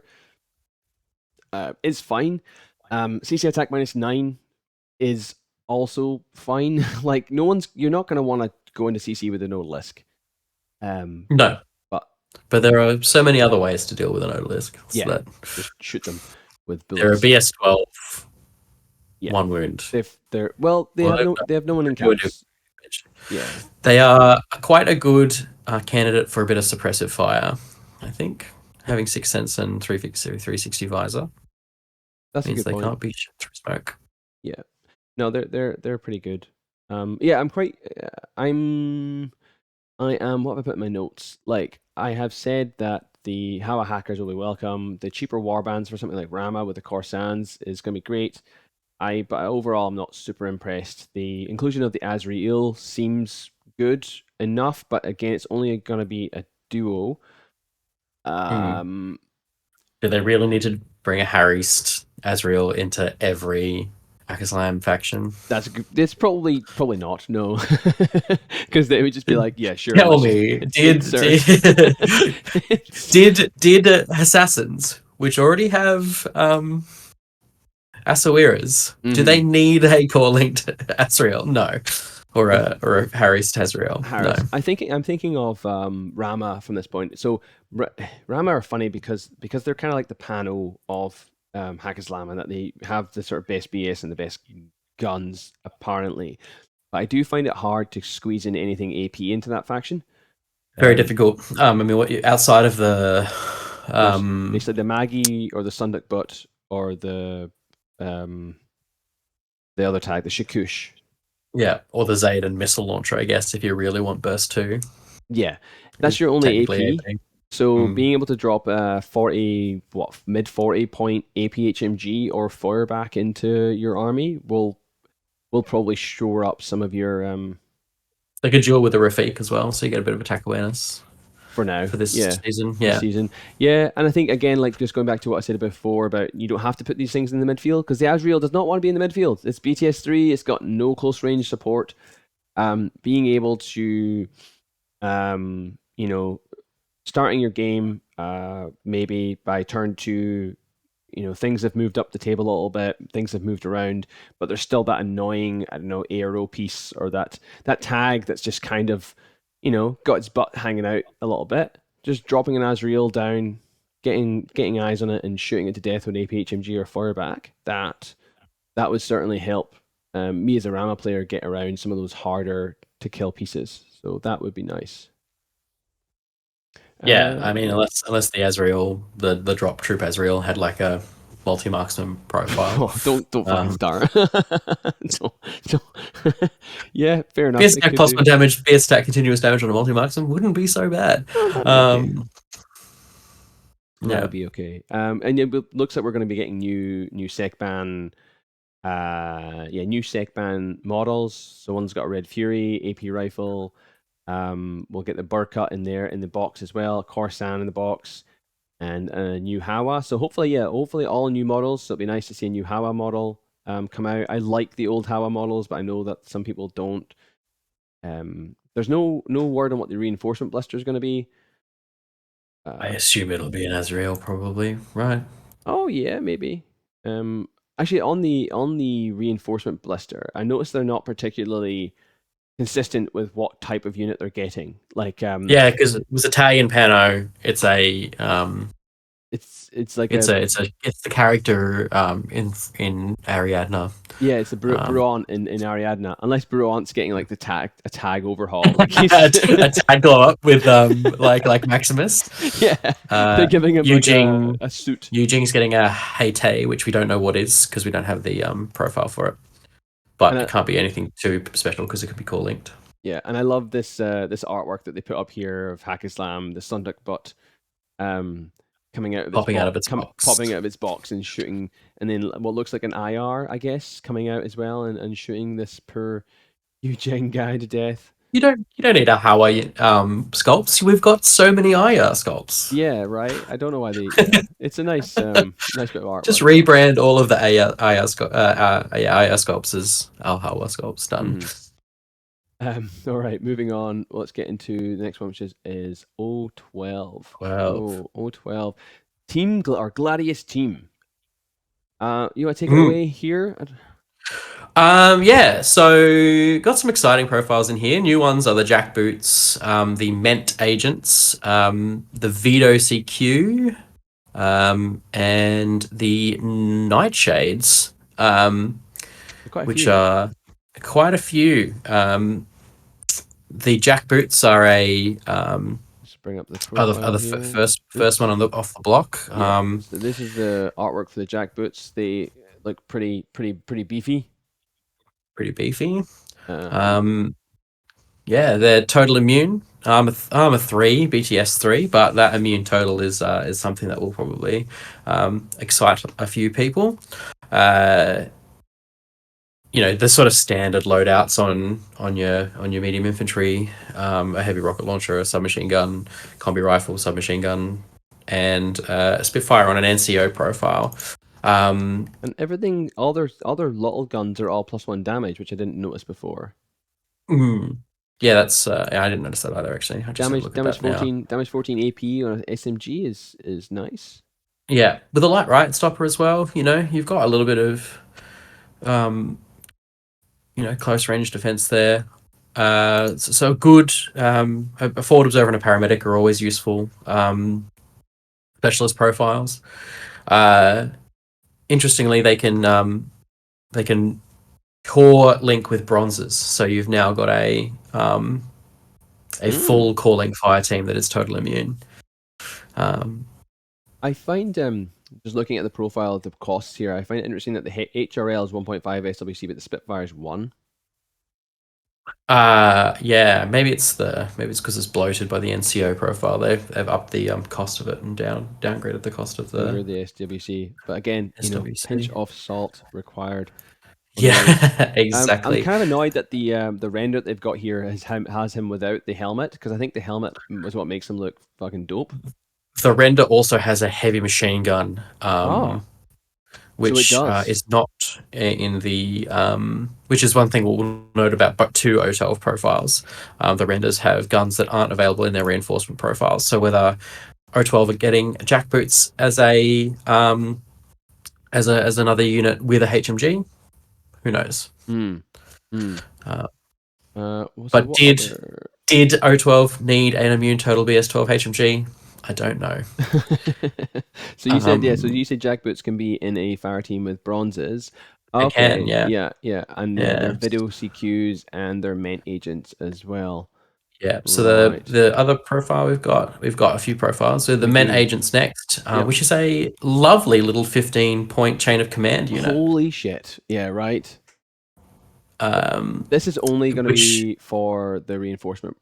So, it looks that's all we can go off now because we've only got the reinforcement profiles of them, mhm. which is brings into sort of consideration because there is a few of them scattered across. How does chain of command and reinforcements stack? Considering it's before the loss of lieutenant check, but I think Yeah. it's um, but I think it's pretty clear cut in this chain of command special rule, unless they change that, because it takes over as soon as the lieutenant dies or goes isolated. The So, chain of so, command takes over. so to clarify, like in a game, you shoot my lieutenant unconscious or dead. Yeah, Um, at that point, is it you is it don't at go that point? at that point. I believe the chain of command skill takes over. Um, But so you whether don't they'll have to amend, announce. You don't have to. But you don't obviously you announce it to your only opponent. announce you only announce it when you do the loss of lieutenant check in your tactical phase, Right. So what you're which saying. happens after the reinforcements request reinforcements phase. Yeah. So what you're saying then is what will happen is my lieutenant dies. At that point, I have if I don't have chain of command, You go into then loss of well, then I you'll don't go go in. into loss of lieutenant. I don't go in loss of lieutenant. But if we get to my turn, I bring on reinforcements. One of my reinforcements has chain of command, but then we get to the loss of lieutenant check, and you go, "Do you have a lieutenant?" Well, you don't, because you haven't assigned a new lieutenant, because at the time which your lieutenant was killed, you didn't have a chain of command for it to jump to. So you Yeah, start the game you start that turn without a lieutenant. Therefore, you go into lost lieutenant, and chain of command can't kick in. Is that what you're saying? that's my interpretation of the rule. Because Right. chain of command kicks in as soon as you're. I think the requirement for chain of command is lieutenant in a null state or isolated state. Right. Um, so whether they'll amend chain of command to make these profiles a little bit more viable, or whether O12 will just get this chain of command unit into their base things, and the reinforcements was just a nice way to introduce them. Um, which is nice because O12 only have Cho currently as their chain of command unit. Um, Mm-hmm. and 15 points is Well, it's 5 points cheaper than Joe. it's 5 points cheaper than Cho. Yeah. Um, And and I think it's the cheapest chain of command profile in the game. probably because what the other one is the Tohaa one. They're pretty cheap as well, but probably maybe the same The price. Kale Tar, yeah, they're Mm-hmm. in the 15 to 20 point range band. Yeah. Um, And to be fair, like the hacking device is the same price as Cho, so that does actually make yeah, it's pretty with good. a hacking device. Yeah, with the hacking device, Whip 13, BTS3 becomes useful. I think then if that's how given that's how chain of command works, then The chain of command Kale Tars are 20 points or 28 points. right, okay. So then maybe what would happen is on turn two is if you did have like a lieutenant that was maybe it would be risky though, right? You know, I'm just thinking I take an aggressive LT, no chain of command, but my chain of command's in my reinforcements. Turn two, my reinforcements come down, which includes my chain of command. At that point, then I yeet my LT into your lines. I Yeah, guess I mean, that's fine. yeah, I don't know how many um like LTs in O12 are really going to take a huge advantage of that. The Zeta maybe The Zeta is probably the only one that I can really think of or that Hector, will Hector as well. Yeah, but like Hector, but yeah, you lose so much if you let Hector die. Like he mm, wants to be used, but also he does not want to be used ever. there's not Um, really a good aggressive LT in O12. no, no. Mm, Um, okay, well, Zeta yeah. is basically it, or maybe the Omega if you're Oh, really, true. The Omega or the BS14, Omega, Hypnotism -6, the Omega. the Gamma. The Gamma would be okay. He's a lieutenant, and so you could potentially stand him up on turn two, and with just his foil back yeah. and have him an arrow. Yeah, Mm-hmm. because you've now got your Ment agent that's also a 6 cents hacking device because you've put him in your core link in the reinforcements. You could do that, or you could just have Cho from the beginning and like not worry about it. Yeah, you can But have Cho Hollowmask as a Ment agent. yeah. All right. Yeah. So that's the main agent. Hmm. Render looks pretty nice. He's got like looks like a kappa, has that same cap. And Yeah, then what's the other I one we quite like them. have? Uh, We've got a vid, the Vido CQ, Vido CQ, I guess. Vido cock, Vido, yeah. VIDO CQ. I don't know. Um, What is their point? What is I this? don't know. I don't really understand them. They are the multi marksman rifle is a mimetism -3 BS13 with a MSV1, It's which is really pretty good. good. It's like That's really good but like what for the 25 points. That's really good. it's the same price Um, as a Cyclops though. So I'm like, what is the their what is the Cyclops point? got better, right? Are they It's the Cyclops Cyclops with better? NCO. Because Yeah, the Cyclops is pretty much exactly the same. The only are they, difference is the Cyclops has got a nanopulsar plus one burst, I think. and these are cheaper. Are they cheaper than the No, the Cyclops? same cost. I think they're both 25 points. The Cyclops. Yeah.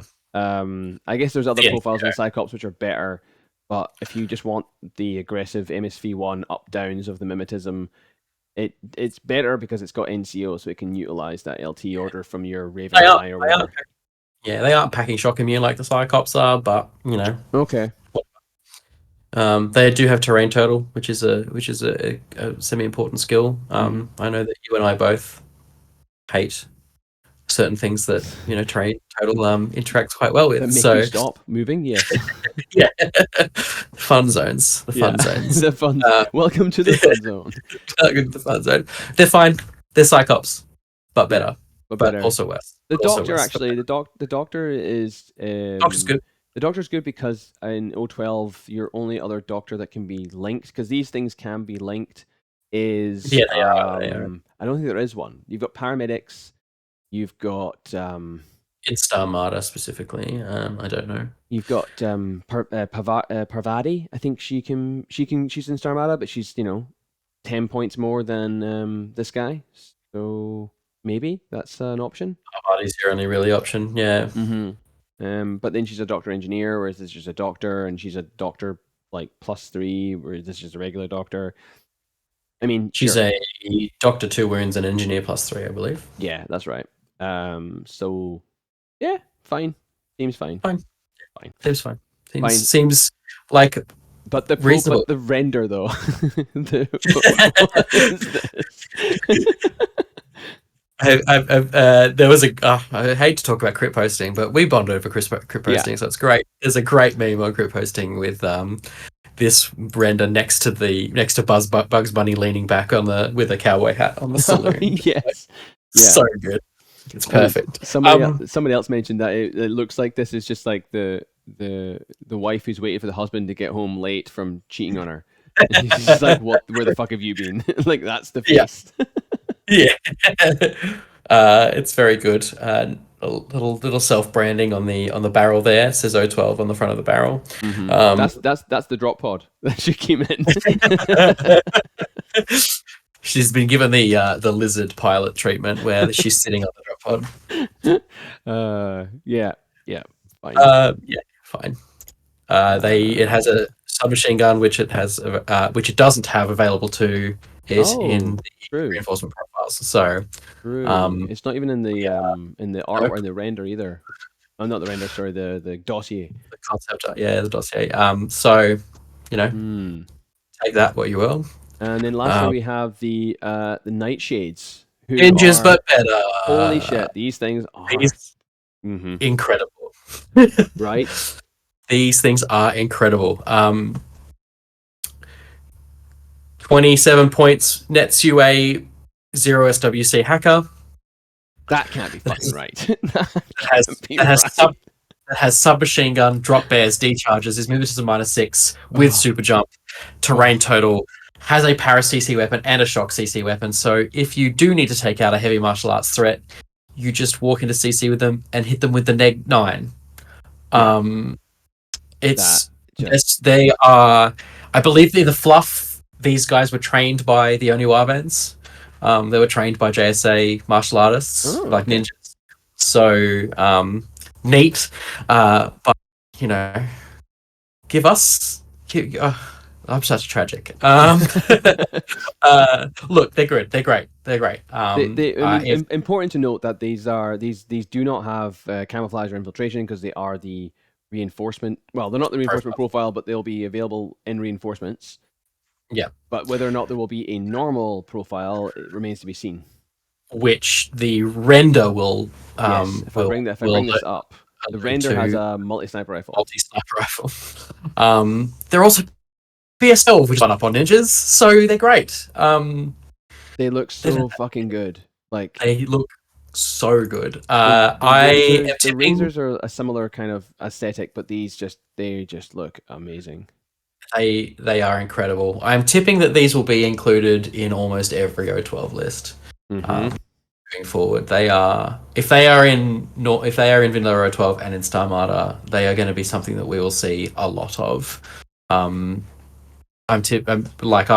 don't want to be too forward, but I think that they probably will be about 10 points more with camouflage and infiltration, and potentially even deployment. They're very, very good. There's not much else the addition of the I was looking at the profiles. They've got drop bears. I was looking at the two profiles, going like, I like the boarding shotgun because it gives you a template option, but then I really like the drop bears because you can you can use them as mines, or you can throw them, which allows you then to set up like a fork arrow on something with either the SMG or running into combat with something else like a fire team, and then Or using even the just drop bearer to detonate and everything else. What was that? hacking something as well. Oh, So good point. Yeah, yeah, drop bear and then it's hack. just like they're a fork machine. They've got hacking device, they've got submachine gun, they've got drop bears, they've got the CC skills. Like Mm-hmm. that 27-point profile is chef's kiss. It's so good. Yeah, I mean, you walk into CC with a tag or anything that you want to die. Power CC whip -6. Immobilize that fucker first, and then decharge it for free if you Yeah. wanted, just to ensure that it happens. And if you're out of decharges, you fall back on your stock CC weapon, which is the same damage. So Sure. Yeah, that's true. I mean, it's a shock CC weapon, but yeah, they've got decharges and power CC whip -6, so that's yeah, yeah. That's really, all you're gonna use. really The, good. yeah. I mean, grain of salt. The But they're um my favorite profile of the reinforcements so far. didn't They're really very, look at very. the actual fire team chart on these guys, but is there anything that you see there that is particularly interesting? Cuervo is a paratrooper, AD trooper, I believe, isn't Oh he? yes, he Is he not? is. Yes, and he's a wild Um, card. he's a wild card, so it'll be nice to see Cuervo as a in a link. Yeah, Um, and nice to see him used. Period, because I don't think I've he's ever also seen. no, I've never seen him used either. He's a very rare profile. Mm-hmm. Um, Casanova as well as a wild card Yeah, coming through, which is fun. Um, Seki droids and Vita CQ's counting as bronzes for a bronze fire team. Fantastic. and then Uh, I guess in general, something like if you're looking at vanilla O12 or Starmada, um, I don't. I'm trying to think about where.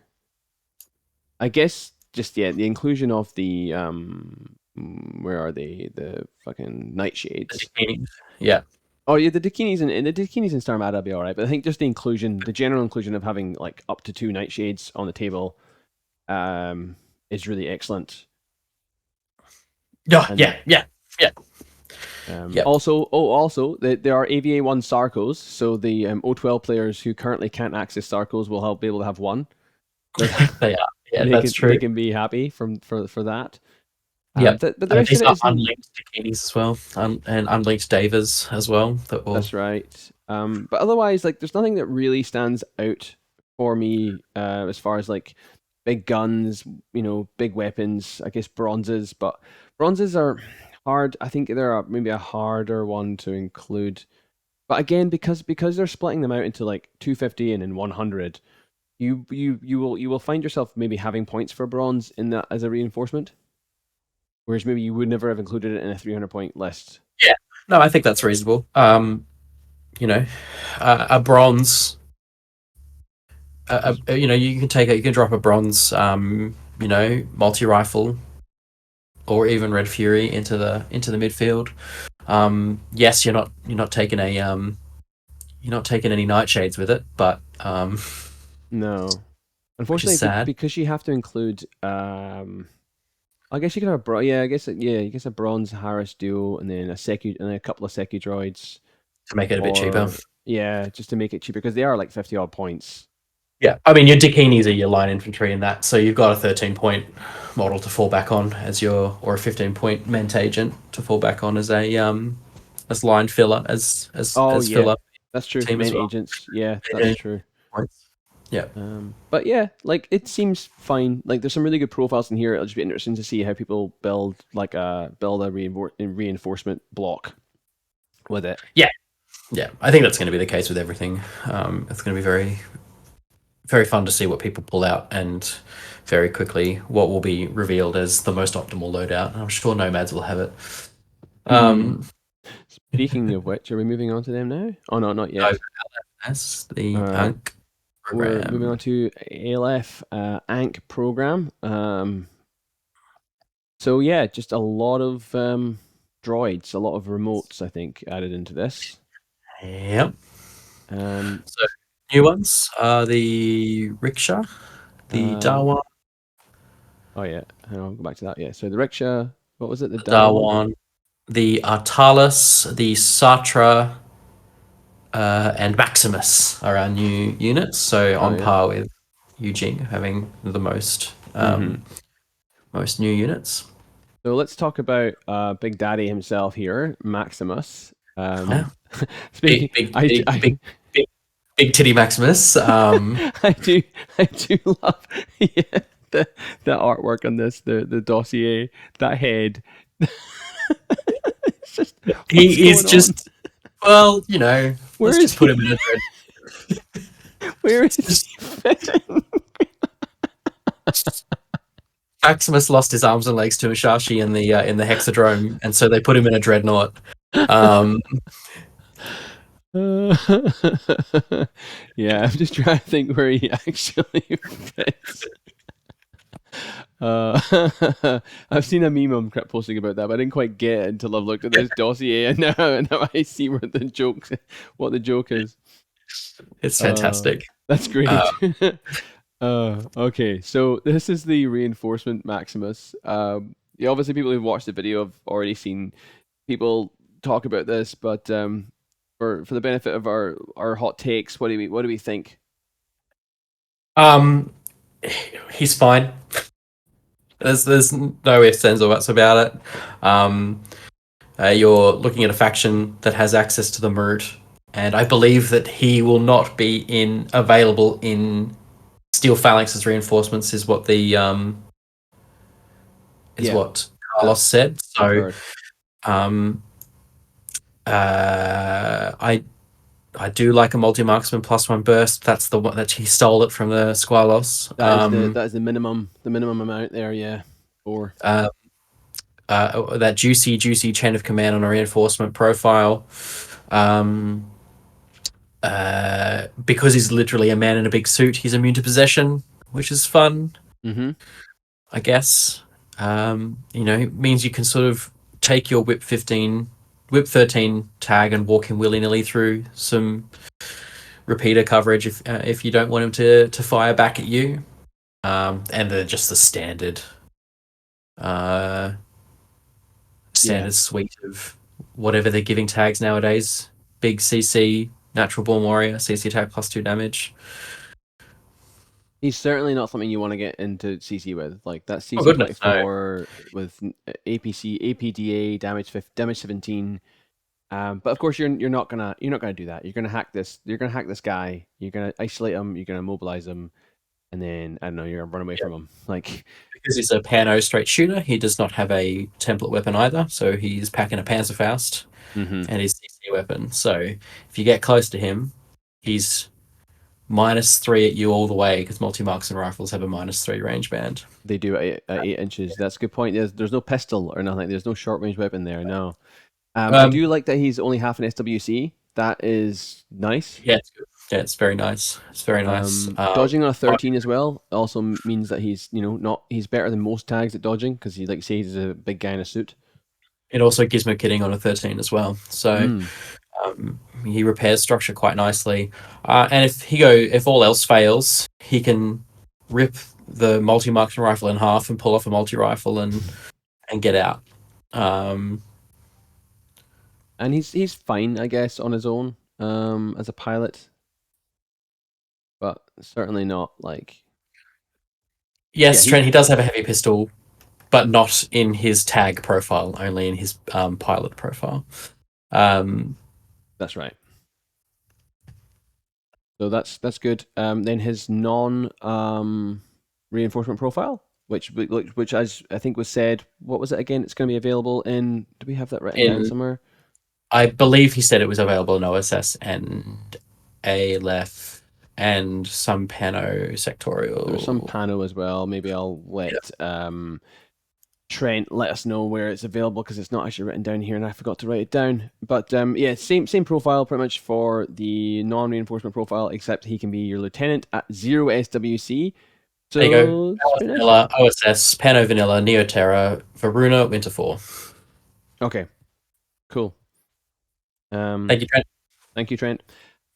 Yeah, nice. Like he's good. He's very, very, very good. I don't know, like say, if I will see him as much in Aleph. Operations, potentially. He competes with Agamemnon. He's potentially better than Agamemnon, though. Agamemnon's not in OSS at all. Agamemnon's in Steel Phalanx. Oh, He's yes, in you're right. yeah, he doesn't really compete with the Marut. He does two different things to the Marut.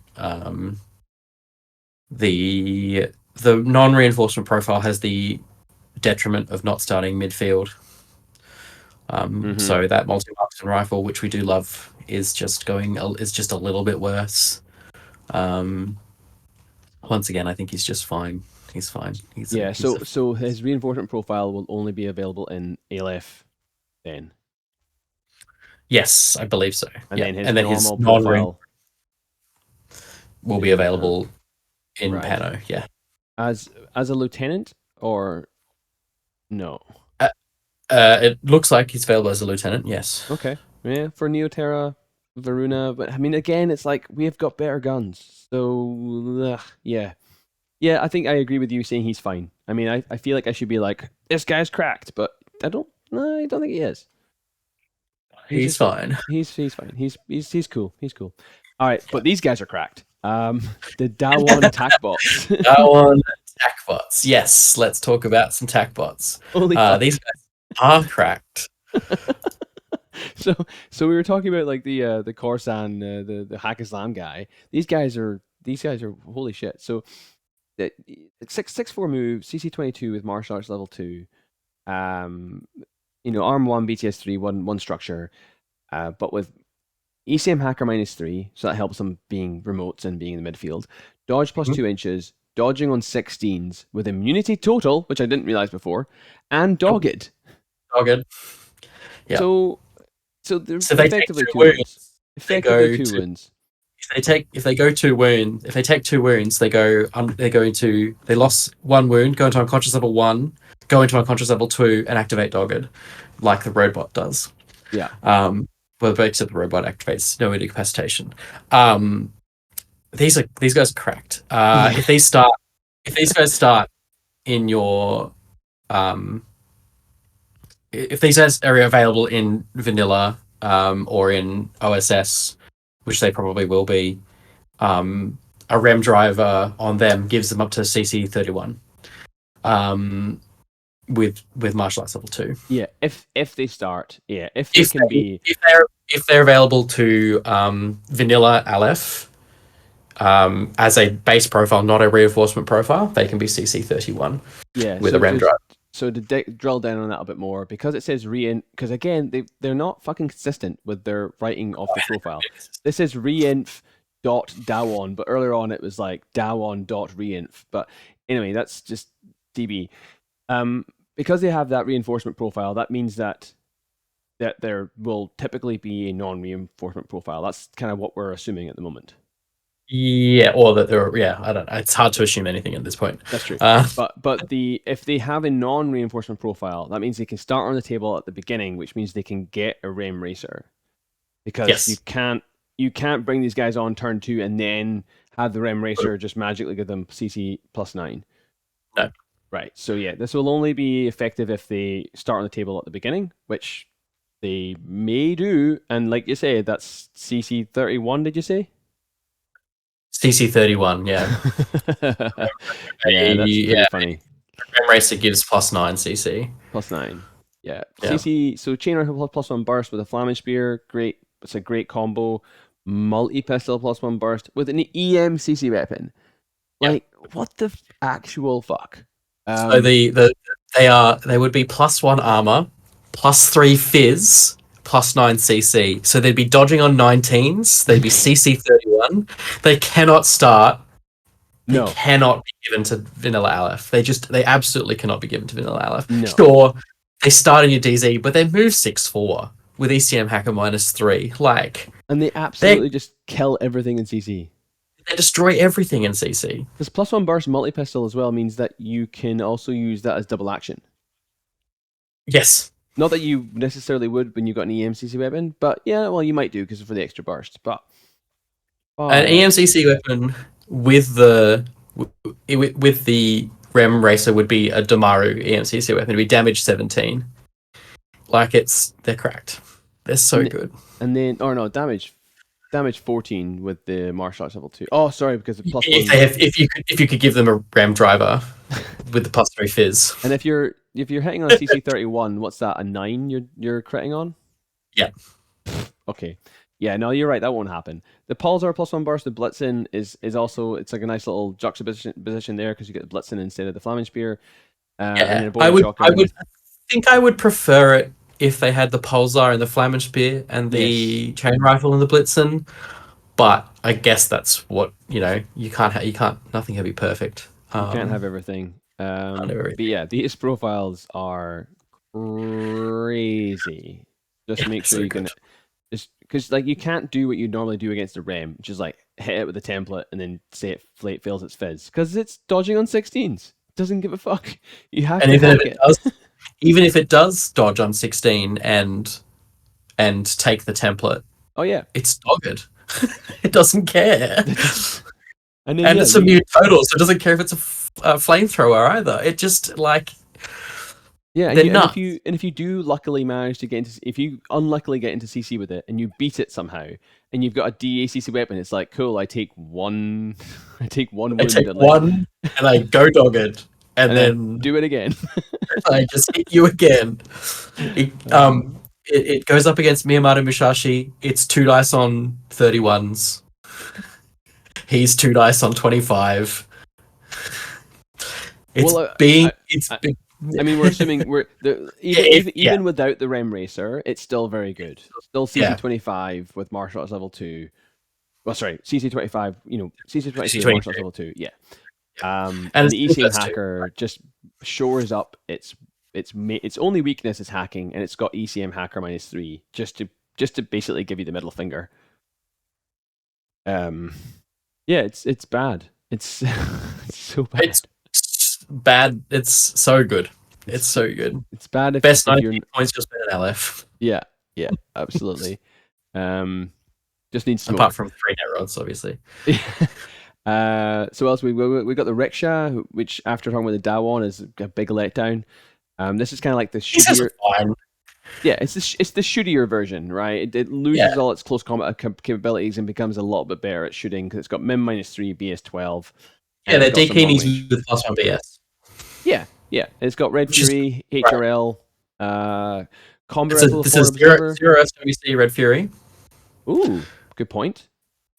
Okay. On a BS12 is -3 that can call Link. Also arm 3, so it does have that over the Dakinis. It does have that over the Dakinis. It's God, these guys are so good. Yeah. I like these. They're dodge +2 inches as well. Terrain total. Yeah. Yeah. I mean, if it is a 0 SWC Red Fury for 24 points, that's ridiculous. That's very good. Like It's because you can very still drop them down and put marksmanship on them. Like because you can drop this guy in next to a forward observer bot or whatever it is you get, and then Evo remote it with the marksmanship, and now it's effective BS 15. Yeah, it would be impossible to core link them. Oh Unless you yeah, I took mean you don't really need to unless you though. took unless you took 5 of the boarding shotguns. So you just don't have the points to core Yeah, link because them. what is it? The rickshaw. Yeah, rickshaw. Yeah, but yeah, they make up the main part of the fire team though. So yeah, you can have one of those. A Yeah, Dawon. yeah, You've can't got pure core them. That's what I mean. the Sorry, yeah the Daleth is the forward observer Dallas remote. the right? Yep, and the Yeah, Semik is the missile bot. and if you want the Apsara in there to make it BS 13, you can. Although I don't know if you would because that's the Rem Racer, but it's the Apsara which gives it +1. Well, it gives them the BS of the Apsara, which I think is BS 13. Yes, that's correct. Yeah. Yeah. Oh, It'll and the be sofa. interesting to see whether it'll be the Apsara,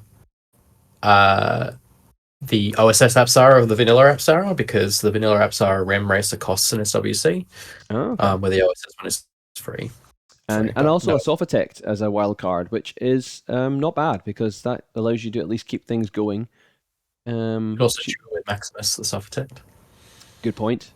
Yeah, I like the fact that they've included the Arjuna unit in the reinforcements because that thing has got those two Emerat little buddies with cyber mines. That is But going to be really good to be able to drop into midfield. I would say that it doesn't because it can be cord. Oh, maybe. I was going to wonder. They'll Maybe probably have an FTO profile for it. that's what I wonder. Yeah. Yeah. The fact that the dash U as well is in there, your infiltration hidden deployment model, so that's like a hacker Well, I in the mean, midfield. they won't That's have nice. they won't have infiltration and they won't have camouflage, which means that the Dastu will actually be a playable price. hmm Um, With no one in cap as well makes them really quite good. yes, they're great. Yeah. They're great. They're just expensive. Yeah, they are. So yeah, pretty impressed with actually the Aleph offerings here. Oh yeah, big time. They're very good. We don't know what the Artalis are, No, but considering or the according Satra. or the Satra, yeah, don't know what Uh, they are yet, but But yeah, we'll just find out, I guess. based off our somewhat Killian responses there to the Dawan. Sorry, don't worry, we love you, Killian. But it's generated some memes lately.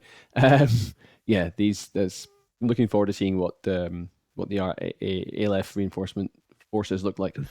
They shot all of that over a day. It's very hard to maintain your enthusiasm and your excitement. And if you have to go over the top to do that, you have to go over the top to do that. Absolutely. And you've got to match Carlos's energy. Bostria's energy is huge. I mean, If I think he managed it. I feel like he Bostrio really very much did. there's a few times where Bostrio I think was struggling to stay awake.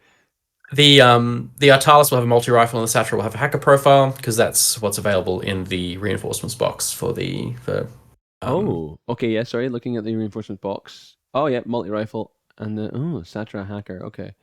Yep. Very good. Very cool. the Dawan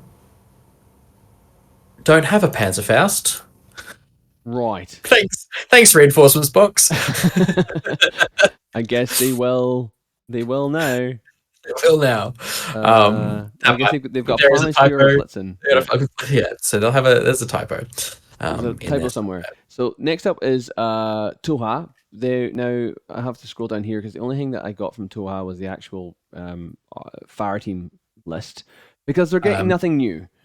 no, Um, so much to the disappointment of you're the every Tohaa. Tohaa player out there. All three of them. You're going to have to blow the dust off your Sakiel miniatures and play them because that's all you get. Yeah. Although I It's it. I was jest, sorry, go ahead. but I jest, but it's a pretty poor showing.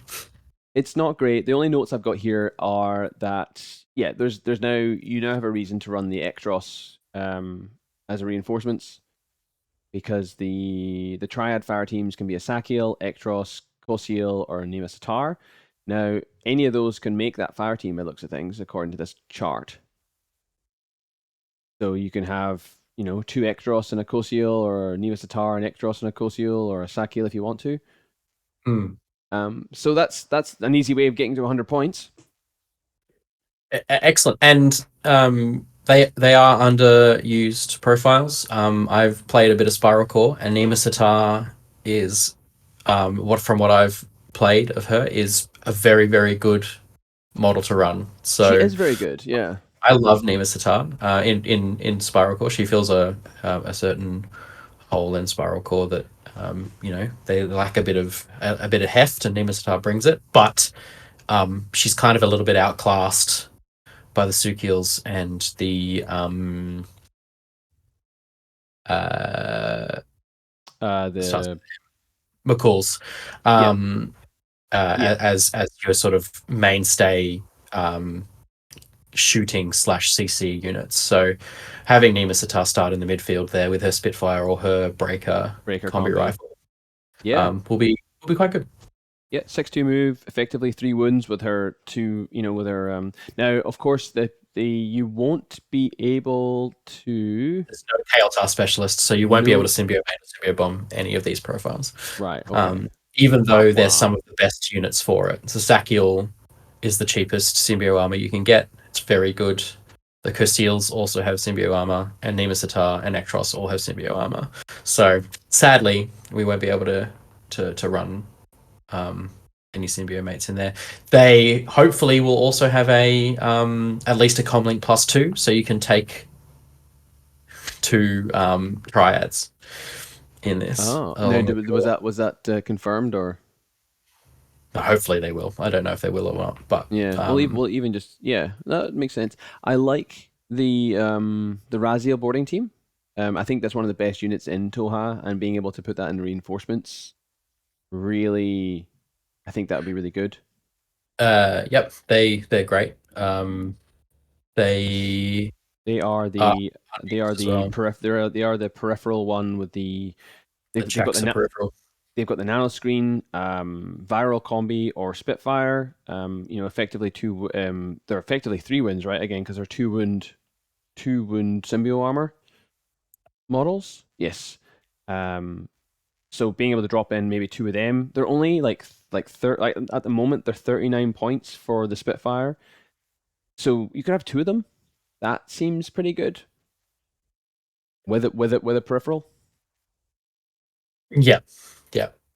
The Hoppy has just pointed out that this seems to just have been a throw together. The Tohaa thing, the AVAs all over the place.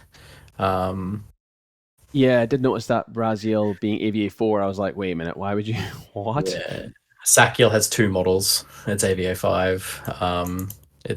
It's just it's a little dodge, but like obviously these are um, like Yeah, just hype week, things. They're not the final product. So maybe CB will hear the cries of the yeah, can have two extras in a fire team with the AVA 1, um, which is fantastic. oh yeah, true. That's a good point. We'll Hopefully pick up CB Hoppy. will hear the cries of the Artichoke Legion, and uh, we'll fix these up because yeah, there's a lot of very disappointed people playing Tohaa at the moment that yeah, saw this and went, this is like it's a poor showing. The comment made by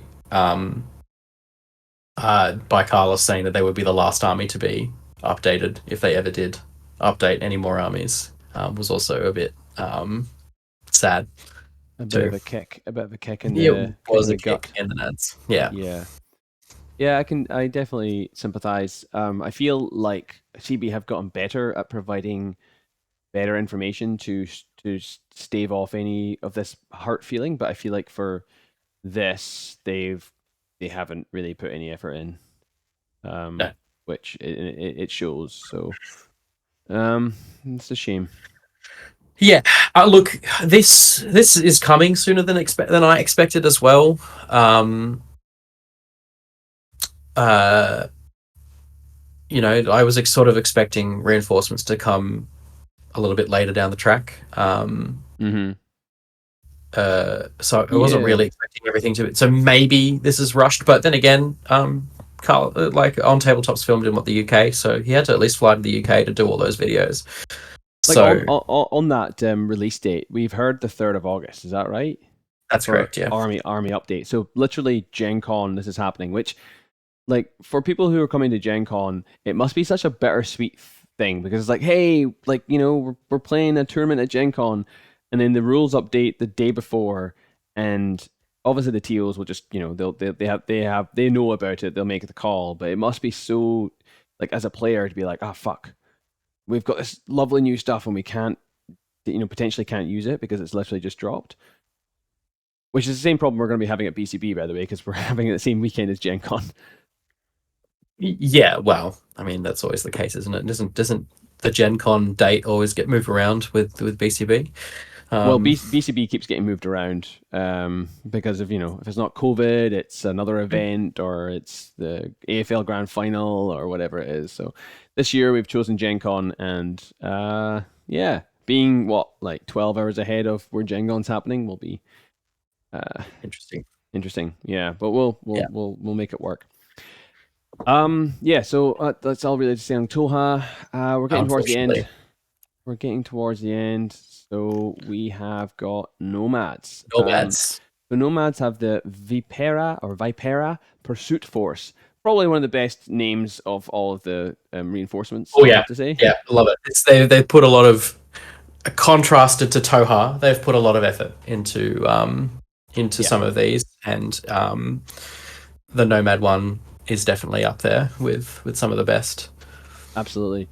Yeah, they've definitely, like I think, yeah, Carl said it. They've taken elements from each of the three sectorals and combined them to make this pursuit force, which is a nicely rounded out sectoral reinforcements It, for anyone yeah, who it makes plays sense. them. Makes sense. They didn't need a new sectorial added into them. They also don't have any out of print sectorials, so having them come in with a sort of mixture of the existing models, or a mixture of the existing faction identities is something that Nomads quite likes, and someone that probably is a Tunguska player or a Corregidor player or a Bakunin player will be able to chuck in some flavor from the rest of the factions. So that's nice. That's true. So we've got we've got the Red Sky Crew, Mars Spiders. We've got the Kulak Payback Unit, Casino Security Rounders, and I think that's it. Yes. Yes. In terms of new units, Yeah. yes. In terms of new units, so let's take a look at some of these new units then. So first up, we have the Casino Security Rounders, who again have been quite memeable lately. But like the cooler Securitates, Securitate. Who's the Yep, with their profile? ties and their Yeah, they're shades and they're just too cool. But yeah, also the profile pretty good, pretty good. yeah. It's, yeah, NCO on everybody. Which is interesting because having a look at the whole profile, I wonder what they would cost without having NCO on them. Um, Mm, like a 21-point boarding shotgun NCO, it's pretty neat. Like I'm happy with biometric visor and MSV1 MSV and one. These are marksman. very aggressive. Yeah. They Uh, are they are. I kind of agree with you though. Like they've got a lot of skills, and not all of those skills necessarily compute to all of the profiles. Like the boarding shotgun being 21 points, right? I argue whether or not marksmanship is like sure, marksmanship is a great skill on a boarding shotgun. It's great because you're always hitting on 18s, but um, it does keep their price point higher than it would have been if they didn't have marksmanship on every profile yeah, it would be interesting to see for if what NCO. their Yeah. identity would be if they dropped the marksmanship and only put it on like the Red Fury or the Shock Marksman profile. Mm-hmm. Um, and sort of had the boarding shotguns as 18 points or something like that. I think that you would probably see it. You might see they might have a bit of a better showing, but yeah, I quite like them. I always love a hacking device with Trinity tacked on. Yeah, for 22 points and half an SWC, that's pretty nicely priced. And because it comes in on turn 2 or turn 3, that gives you that backup, hacking presence if you unexpectedly lose Jazz or any one of your other excellent hackers. So that's Yeah. really nice. They don't pure core with anybody, so you're not going to be running around with any BS18. No one hitting you on BS18 with a marksmanship Red Fury. No, they are So wild cards, are they? No, where are they? they're available. Oh, They're one in a Vipera, but they don't count as Vipera. right. Okay. Um, Yeah, it's yeah, they're very good. Marksmanship is just such a good skill, and again, it's like it's nice because you're seeing this change. Like if you're looking for a gunfighter, you're looking for mimetism and MSC1, but in lieu of mimetism, marksmanship is a very good skill to have. So it's nice to see a yeah. little bit of variance in like what a good gunfighter looks like, or Or like just tacking on two visual mods, like or two visors, with marksmanship and multispectral visor. Three visors if you count the biometric visor as well. mhm. You know, like it seems like because this is an ITS extra, CB is using this as a little bit a bit extra as a bit of an area for a bit of testing design space, which is which is nice. We're seeing some interesting profiles come out, and Yeah, this is certainly a profile. and they're definitely hitting that 20, that mid 20 point mark, that is a mark of a uh, a budget gunfighter. 24 for the Chalk Marksman, or 26 for the Red Fury, and one SWC. I would happily pay for that, to be shooting on 15s with MSV1. Yeah, seems real good. Yeah, absolutely. Yeah. What else Uh, have we got? So we've also got the Kulak payback units. This one's created a little bit of a stir online because of the one particular profile, but I think, as we discussed earlier, it's probably not that big a deal. the chain of command, the first chain of command Yes. profile that Nomads gets access to. Is this correct? Yes, I believe so. Yeah, this is the first chain of Uh, command that Nomads have. uh, Um, yes. but because they're a reinforcement profile, you're not getting them until turn 2, and which means you've only probably got one turn to really make use of that aggressive LT. Are Uh, there very many aggressive LTs in Nomads? Kriza springs to mind. I guess Yep. the other one, the Swast team, I think can be an LT. Um, Usagi with +1 SWC is an interesting one. yeah, Uh, actually, that might be a reason to take her if you're wanting to like hold her back on turn 1, and then turn 2 you can push her out without having to worry too much about. But again, it's 29 points and a half in SWC for a boarding shotgun with mimetism. It's fine. It's fine. yeah. Bioimmunity got a lot worse with the V2 update, so paying a Hmm. couple extra points for bioimmunity is kind of whatever. Yeah, the Um, BS attack yes, shock actually is all right with boarding shotgun, yeah, being able to put 2 templates on something. yeah. Yeah. BS13, it's Oh, always going to be actually, yeah, good. I missed that. Yeah, you're right. BS13. The combo rifle plus Combi one rifle. burst. Yeah, sorry. Yeah, we're talking. We're coming to the same We're all conclusion. apparently we're both reading this profile for the first time.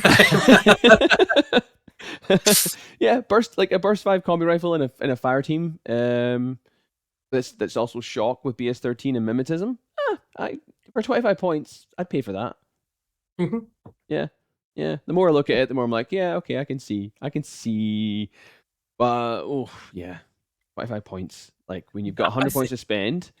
Have they added some of these skills on there, like the terrain total, for example, as just a hey, let's drive up the cost of these units to make it a bit more of a choice of what to take in your 100 points? Because Maybe. you really have to think about what you're going to be taking in your 100 points now. With you've got a 25 point Red Fury and a 25 point combi rifle +1 burst, and I haven't seen what the rest of them cost, but I mean, I'm sure they're probably about that sort of 20 to 25 point range Yeah. band. Um, so yeah, having these sort of like higher priced in terms of 100 points. With the 100 points as a limit, these sort of higher priced profiles are kind of just have these bloat skills tacked onto them for almost no reason, just for But the sake of driving up their potentially. points a little bit.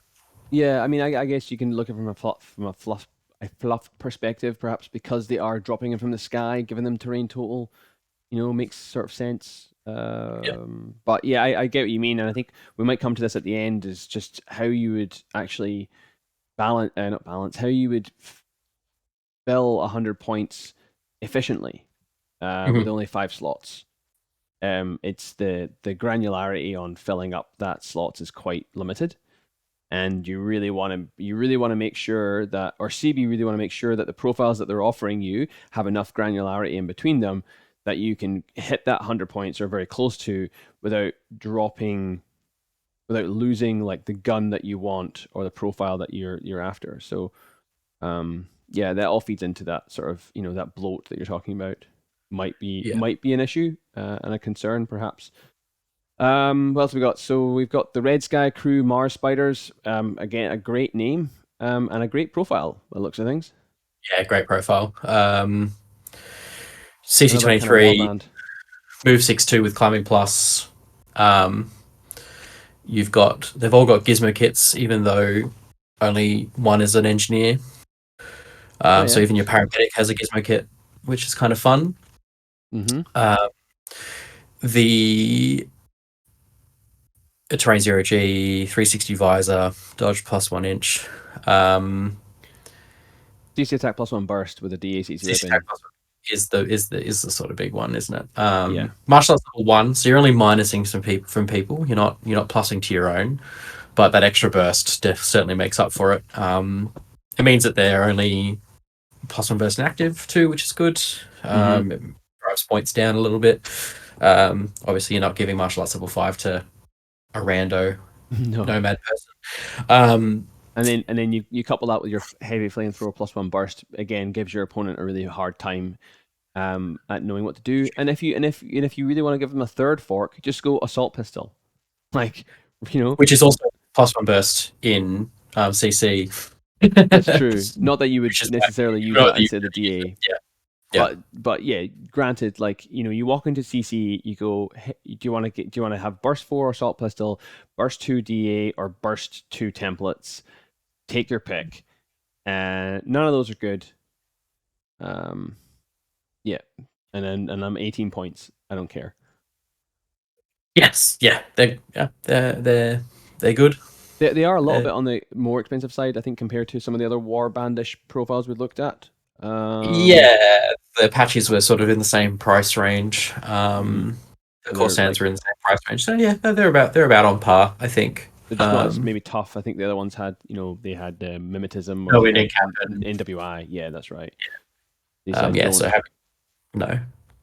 But 360 visor driving up the points there again. So, that is also good because you don't really worry about where you're facing them when they're on template defense for your fire team. So, people are going to have a bit more to worry about when they, you've got these on corner guard and they can't approach from any angle because you've got a 360 flamethrower, heavy flamethrower on every angle. So, no, they're great. They're great little link fillers.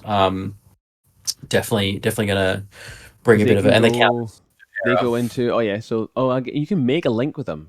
Oh, okay, right. NA5. Yeah. NA5 minute. You can create a link with them. You can add prowlers to this. So again, this is like another camouflage infiltration model that is obviously not going to have those skills. And also a profile you don't see very often. So it'd be nice to see if they do get included now. Yeah, the other one that's also available in this one, which is kind of big, is the lizard. So prowlers and lizards probably getting new sculpts. Yeah, they did say the lizard's definitely getting new sculpt, so that'll be reinforcement split stuff for this one as well. So it is. Love a little tag dropping down. I love that they've added Raoul Spectre there as again he's a profile he's a profile that you don't ever see the regular profile being used. It's almost always the combat drop profile, but that has its own limitations in that you're a boarding shotgun, whereas the Raoul Spectre, this profile has a multi-rifle and min -6, which is the perfect kind of combination to be dropping into the midfield on turn 2 because he's got these. That can core link in a Vaperia fight team as well. So pure core link. Excellent. Yeah, being able to be BS15, potentially BS15 with min -6, multi-rifle, and also he kicks ass in close combat, has drop bears, is a specialist. That's, to me, seems like a really nice wild card to add in there. And yeah, like you said, to keep it pure as well. Yeah, well, they are dropping a few Starco people around, I guess. Well, one. Yeah, the FTO profile has the multi-rifle nanopulse from drop bear, so yeah, pretty damn good.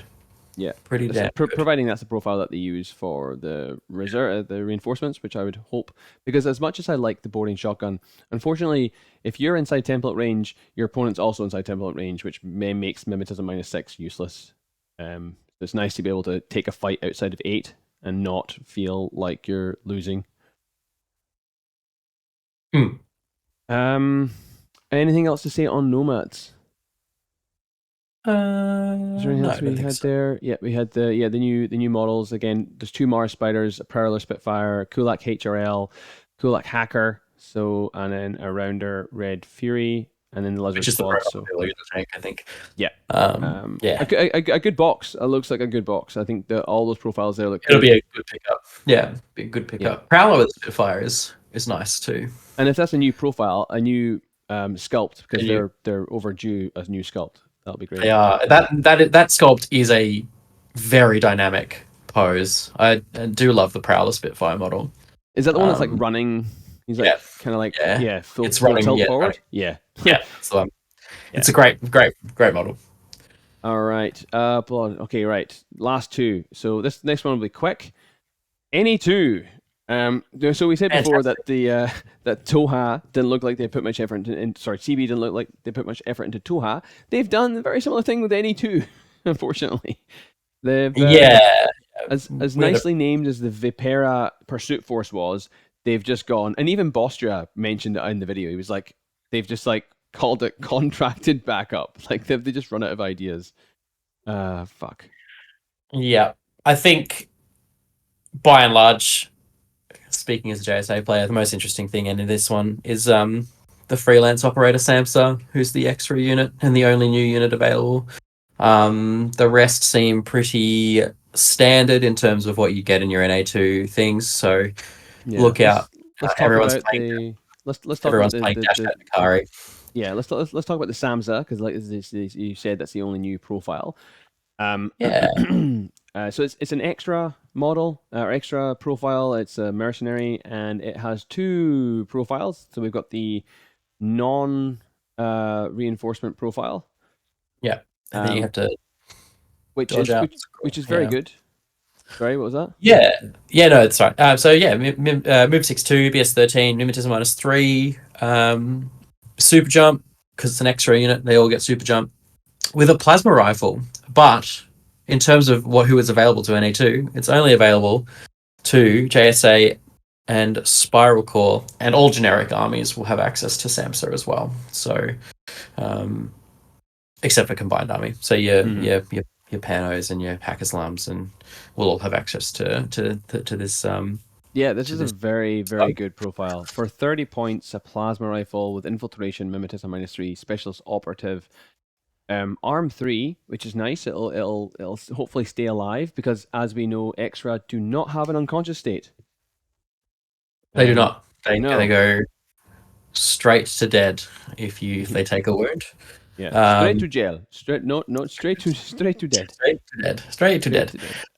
Uh Yeah, interesting. Specialist operative. So a midfield specialist operative. That is packing D charges as well. So it's completing a couple of classifieds for you, which is neat. The plasma rifle is always a welcome sight. yeah. In any army you To can take it, both yeah. JSA and Spiral Core, as two NA2 armies that I play. Yeah, I think this person will be an auto include. Oh, here I go killing again. Auto include in basically every in at least in JSA and Spiral Core. You're not Um, wrong. Yeah, you're not wrong. He does so he does get a reinforcement profile as well, which is exactly the same except obviously you lose infiltration and you drop 4 points down to 26. And as you said before, CB telling us about what their points costs are mhm. there. But yeah, same thing. Because it's only available to JSA and Spiral Core in their thing. And if you're playing reinforcements and playing JSA and Spiral Core, he's making up a quarter of your reinforcements profile. Absolutely, yeah, it's such a good investment. Because you know, in an otherwise very lackluster, where did he go?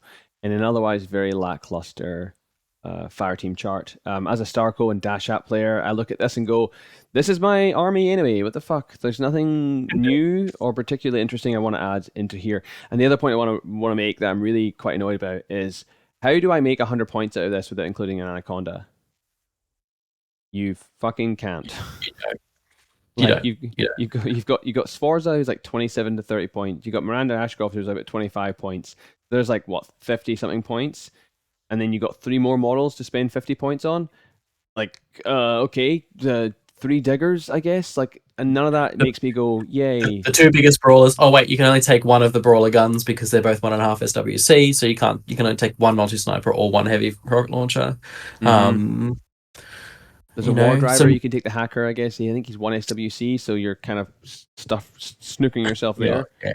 yeah. Unless Unless it's a zero unless it's SWC. unless it's just the zero pain war driver, which will be Woohoo! an absolute shit fest if it is. Um, You could take. Oh, yeah, no, you know what you could do? You could take the War Driver, Evo Hacker, and then put fairy dust on the Anaconda.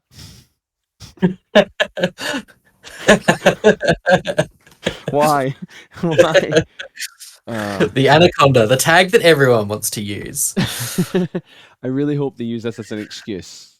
I mean, I don't. I'm not hopeful, but I would love it if they use this as an excuse to revamp the Anaconda, give it a new model, make it slightly better.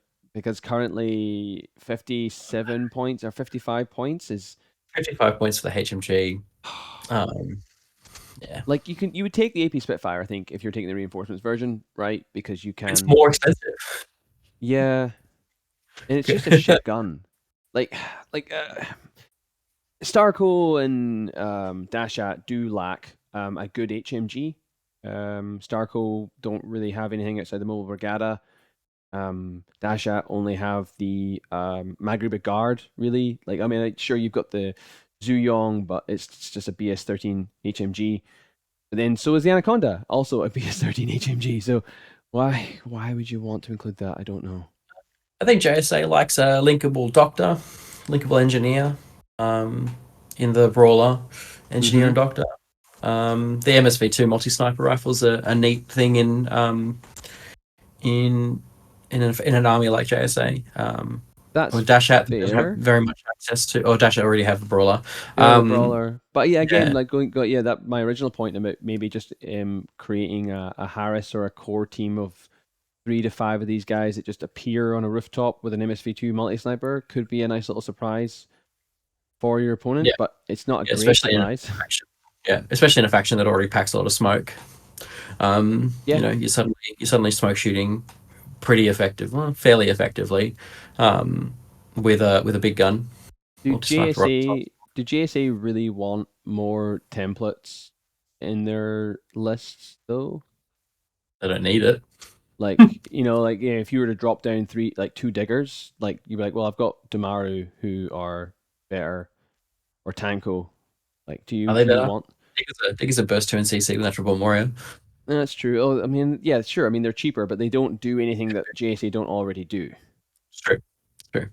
I mean, I would like to run Miranda, like say Miranda Ashcroft with 2 CSUs.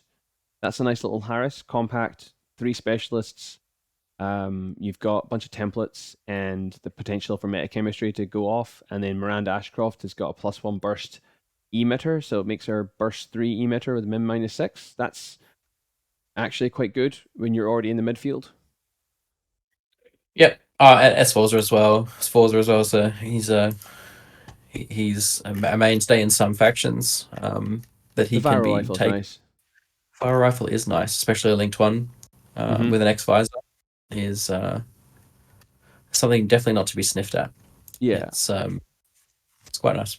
There is a fire team error here as well. The Priv Enforcers fire team doesn't save its core Harris or duo, I'm so tipping that it's only Duo or Harris. I would say I don't think they take bounty hunters past Harris in anything. Um, although, but well, authorized bounty hunter.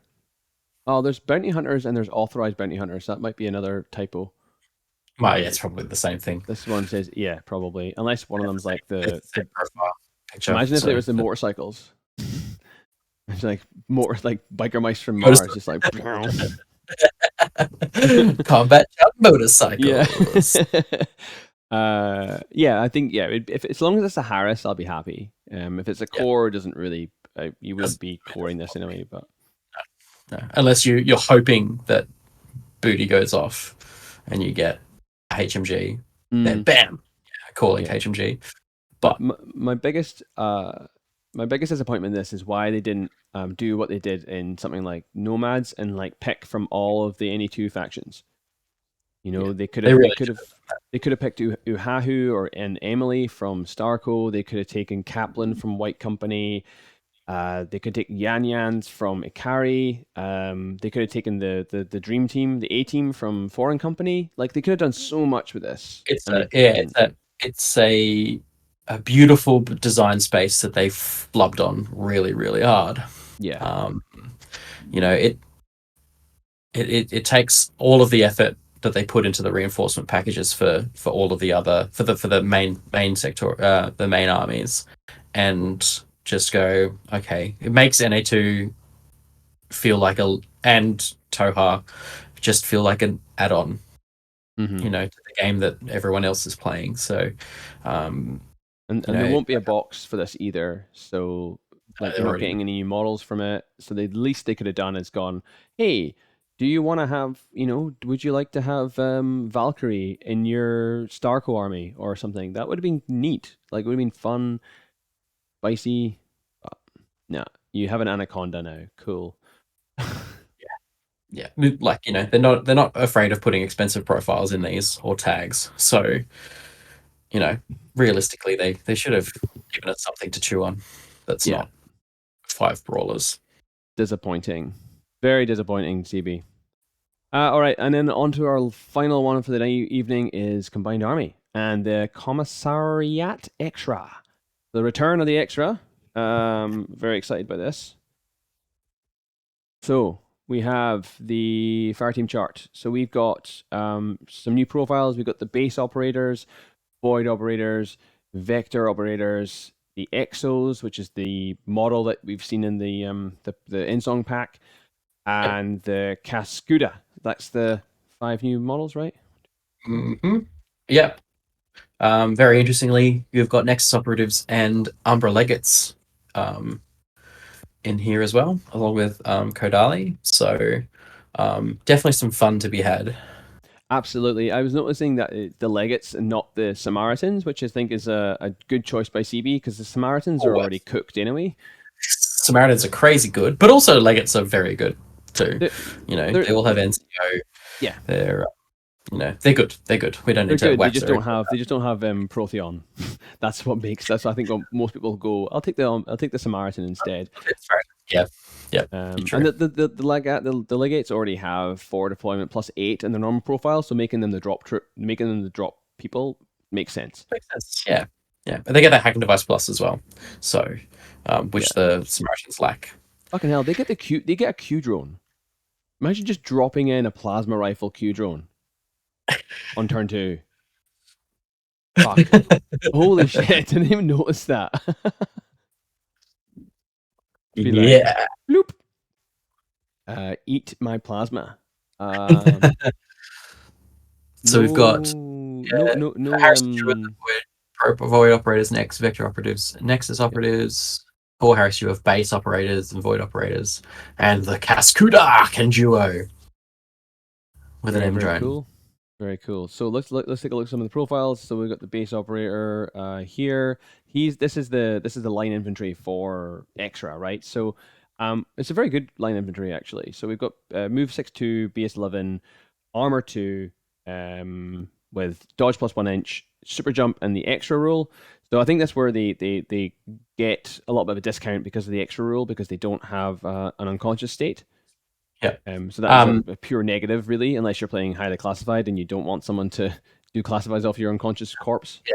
Yeah, yeah. Trent did point that out. No one's touching your dead body, because it's bush on the ground somewhere. Yeah, Yeah, the multi rifle plus one burst is probably my favorite profile out of these. that's a very nice profile for 19 points. It's beautiful, and it can be core linked, so you know Yeah, that's not bad. it's pretty good. Yeah, pretty good. Like the 6-2 move is just excellent. Being able to get up into a position to shoot, to shoot from cover. That's something is really really nice. Or potentially deny. Not much else to say. No, so this is the reinforcement profile, which means that they're. Have they already said that these profiles will be added to regular combined army?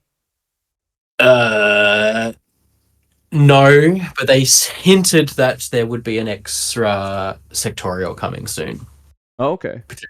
right, Yeah, there is a interesting. potential for an extra sectorial. So we've got So the extra executive officers, which are that's the model that we've seen coming out in the Endsong pack with the Bad Moon head holding the human skull. Yep. Yeah. Alas, poor Yorick. Yes. Well, Again, like fairly, like nothing really to jump up and down about. BS12, Armor 3, multi rifle with chain of command. Actually, that's not bad for 22 points. yeah, that chain of command's coming in at half an SWC as well, which is just a little bit upsetting. Yeah. Yeah. When you've Um, only got two to you play know, with. SWC is a premium in these things, and so I don't think that chain of command is fair is as priced as well as you'd probably want it to be. I'd probably be looking at taking the X-Fi as a specialist operative profile anyway if I'm taking these guys. If you take them at all, I don't know if I would, but specialist operative multi rifle is not bad. Well, chain of Yeah, command already is a specialist operative, so that's true. yeah, they're just making all of them um, specialists.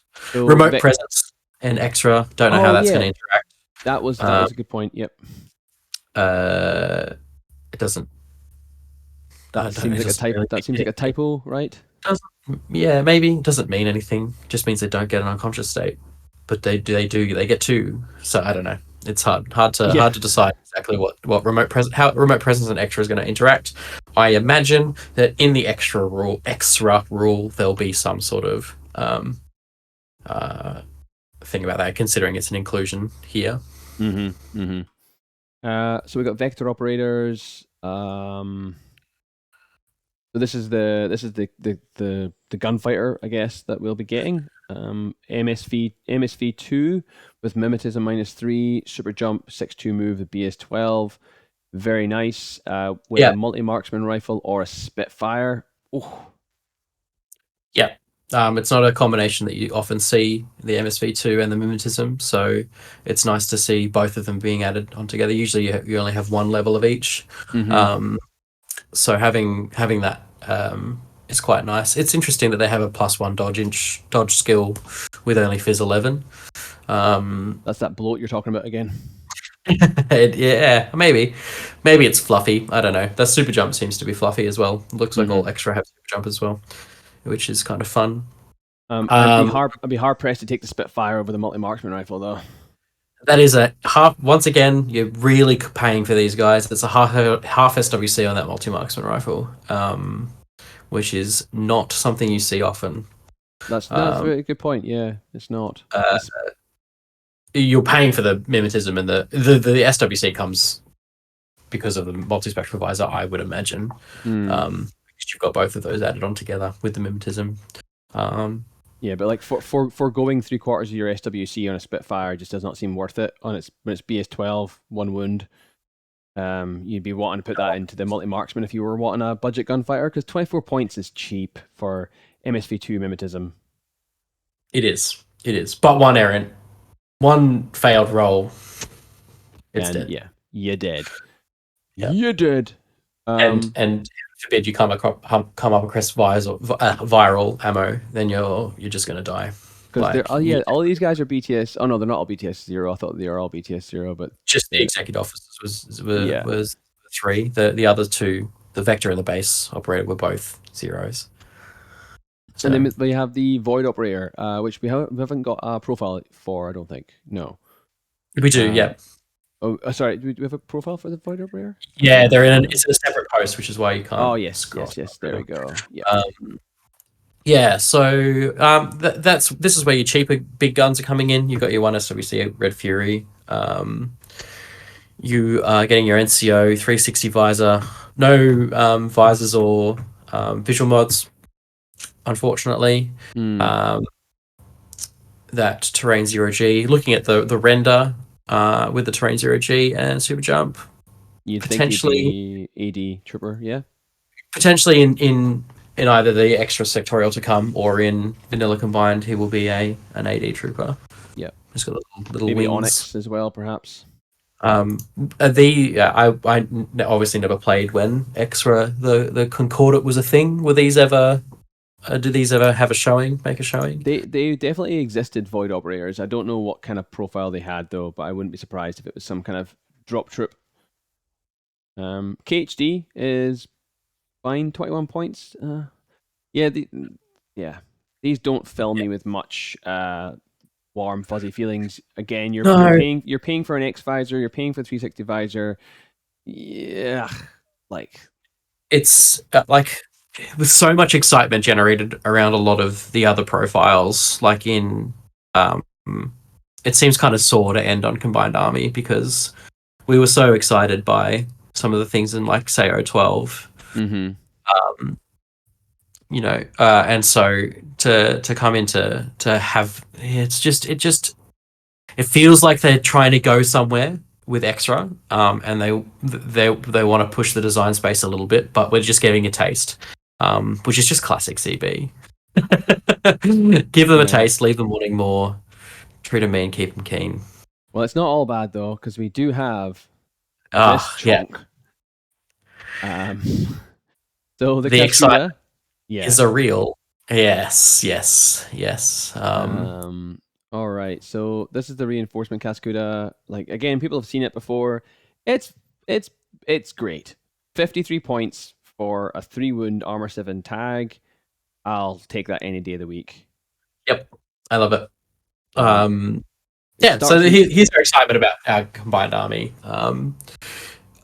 stuff. So we're doing away with the extra, thankfully, for this oh because it's a yeah. tag, it's a remote presence tag. We actually get an unconscious state on something, so something for our engineers to pick up. There were no extra doctors. There are only extra engineers. So Oh yeah, there something is to have. one. Mm-hmm. There is one. Yeah, there's one in the base operator, I think. Yeah. Um, So nice to see Combined get a remote presence tag after the Avatar fiasco. Um, maybe this will be a typo as well. Maybe. Uh, maybe. Uh, that's good. Like combi rifle AP with +2 damage, fantastic. Yep. Which makes more sense when you have a look at the non-reinforcement profile. Why I would have a combi rifle? Uh, Yeah. um, That's Once why, again, because it it's gets fucking combat jump. on a 14, which is beautiful. Mm-hmm. Um, Yeah, loving that 14 combat jump. And combat jump explosion as well, which unfortunately doesn't benefit from the +2 damage. No, no, thank God. Was it damage 12? Damage 12, yeah. Yeah. Um, yeah, that's great. This is I really really am liking the look of this one. Interestingly, the remote ancillary unit, the pilot, has a higher whip than the Oh, tag itself. so it does. Uh, so don't know if that's a typo because usually they're a lot lower.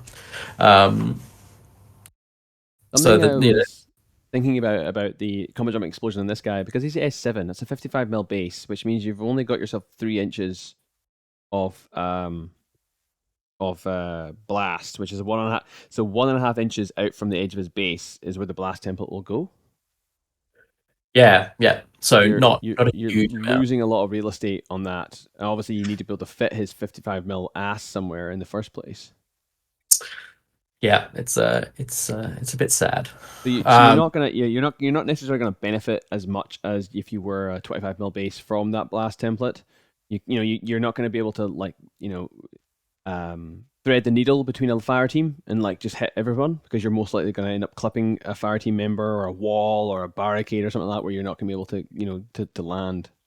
It's a So far cry from a Tariot or a Lushing in terms of its effectiveness as an explosion. mhm. Um, it seems like this exploding business is merely a fluff thing to put a Yeah. skill on something, and you're more than likely just gonna drop this down where it's not going to get any arrows, and then it can just shoot some people in the back. And Um, even if it does get arrows, as long as they're not hacking arrows, like Arm 7 with 3 wounds is still going to be able to hopefully eat enough saves that it can then like bring its chain rifle +1 burst. you drop into a middle of a if you drop into a middle of a fire team, even if they're all armed with combi rifles, that's potentially up to 10 combi rifle shots you're taking. If you're not losing 3 structure out of that, you've seen my tags rolling armor saves.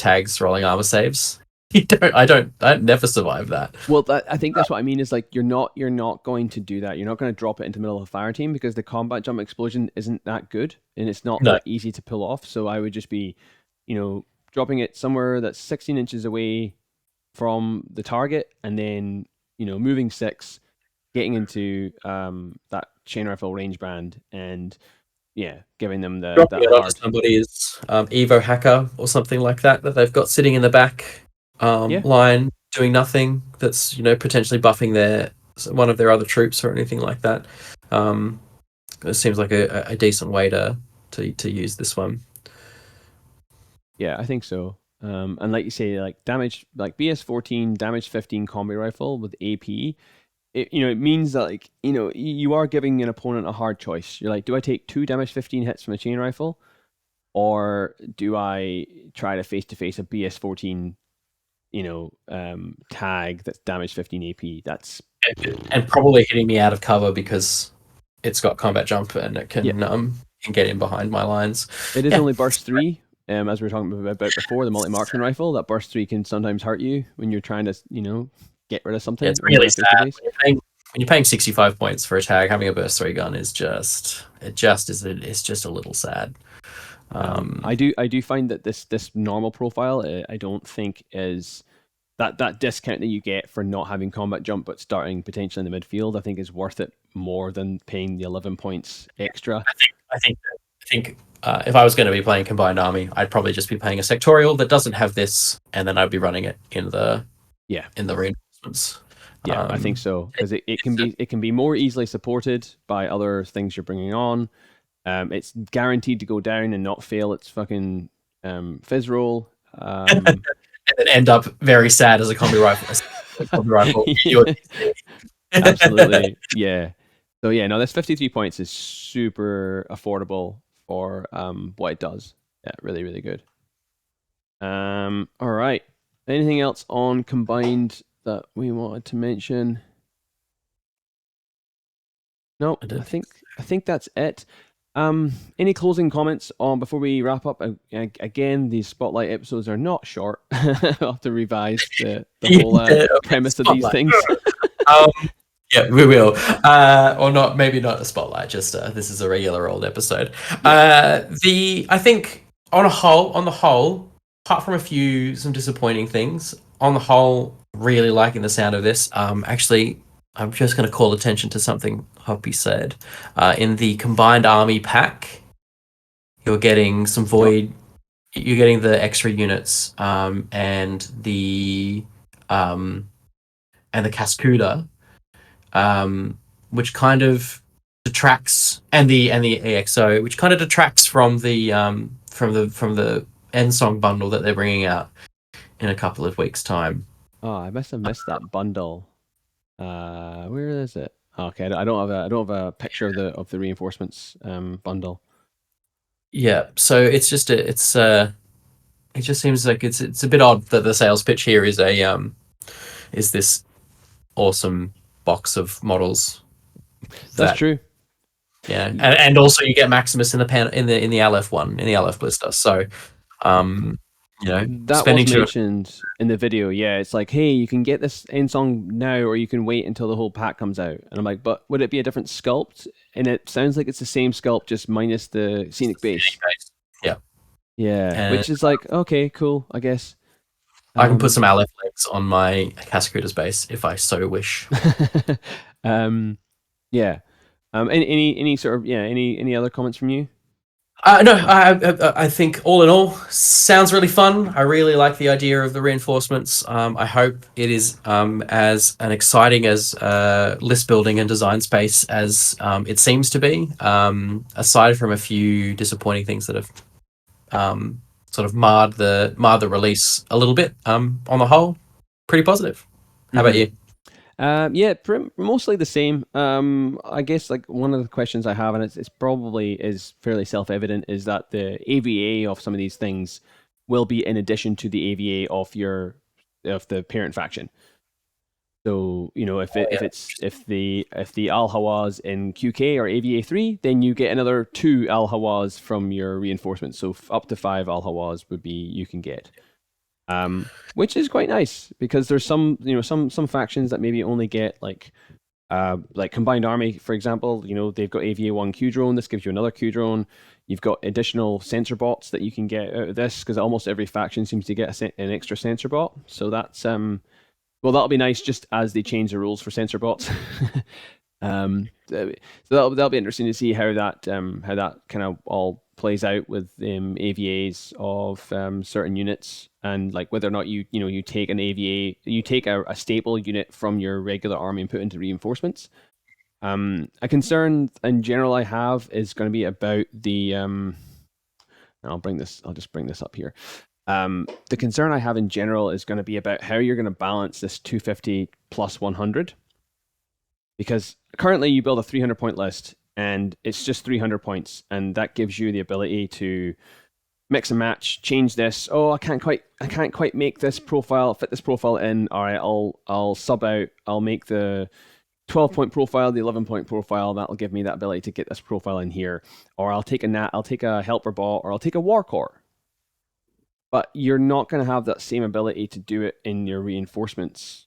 Or sometimes you take the loss and you go, "Oh, I'm going to run this list at 297, as much as it pains me." But Yes. now that I'm running, now that I'm running my 250 point as 247, and I'm running my 100s as 96, I'm now missing out on a whole flashball spot worth of points. Yes. That I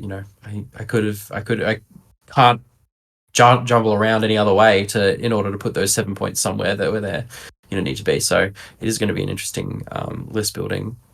Yeah, I mean, and way. everyone's going to be affected the same, but you are just going to lose that granularity from building a list that you may have used to. Yep. And yeah, like rather than rocking up to a tournament with 299 points, you're rocking up to a tournament with maybe 345 points. You could be 5 to 7 points short because you. Yep.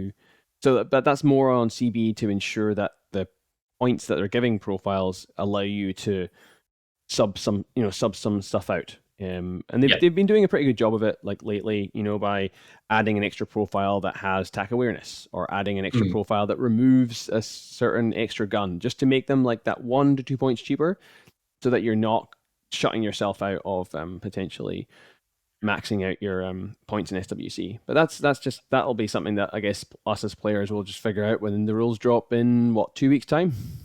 Yeah, I think the other big one is because this is an ITS extra, how widely uptaken is this going to be? Yeah. It could be that it becomes the standard way of playing the game, like you said at the start of this this cast. So, and how it's going to affect tournaments. Is it going to add an extra 15 minutes to half an hour onto tournament games, because we now have players doing a second deployment phase, and I know players that take a long time in the deployment phase already. At least constraining it to an 8-inch area. I mean, a 16-inch area. That's true. Is going to it's going to make it a little bit it'll really more depend. compact, but It'll be really interesting as well depending on excuse me, tables will be a big factor in the ability to put down all of your units where you want them to be on an 8-inch or a 16-inch bubble. Poor table designers now already have too much to think about. Now they've got to think about having a drop pod of reinforcements come down and not putting anything to some sniper tower that sees the whole of your enemy's DZ. I think 8 inches out. I think in general though, like the design space that's opened up for players and for CB to tweak some profiles, and for us as players too, because I've already been making some sort of some lists, with the idea of like what would a 250 point Rama list look like, and what am I missing from this 250 point list that I want to put into the additional 100. What have I got available? And it's funny because it's started to make me look at making lists that are potentially more aggressive, not more aggressive, but like there's more points per model being spent on some of the things. Because I'm not taking the 3 flashball spots, because if I take three flashball spots, I've only got 2 slots left for my reinforcements, and I physically can't make 100 points work out of 2 slots. So therefore, those three are going, which means I've got like 21 points. All right, I'll add in a tag or Tariq, or I'll sprinkle them between, this Gulam now can become a Zayadin. And it's like I'm like, oh, I don't feel comfortable with that. That feels weird. I don't want that though. So it's kind of pushing me in a direction I'm not sure I want to go in yet, but Mm. we'll yeah, we'll see. We'll see. Yeah, yeah. It's definitely going to be interesting, and to see how it hits those factions that do have higher availability on some of those cheaper units to factions that don't. So, there are Mm-hmm. factions out there that have availability one flash pulse bot, whereas Rama has three. So, not having access to as many flash pulse bots makes their design choices a little bit easier because they can spend a little bit more on their troops in that initial 250 point combat group or couple of combat groups. So yeah, it'll be an interesting place to see what happens in the next couple of weeks, and I certainly will be making a lot of lists post BCB about it. I'm already trying to figure out how I'm going to fit Samsa into my BCB. Yeah, and I think I've said officially the BCB will just be running off of current rules.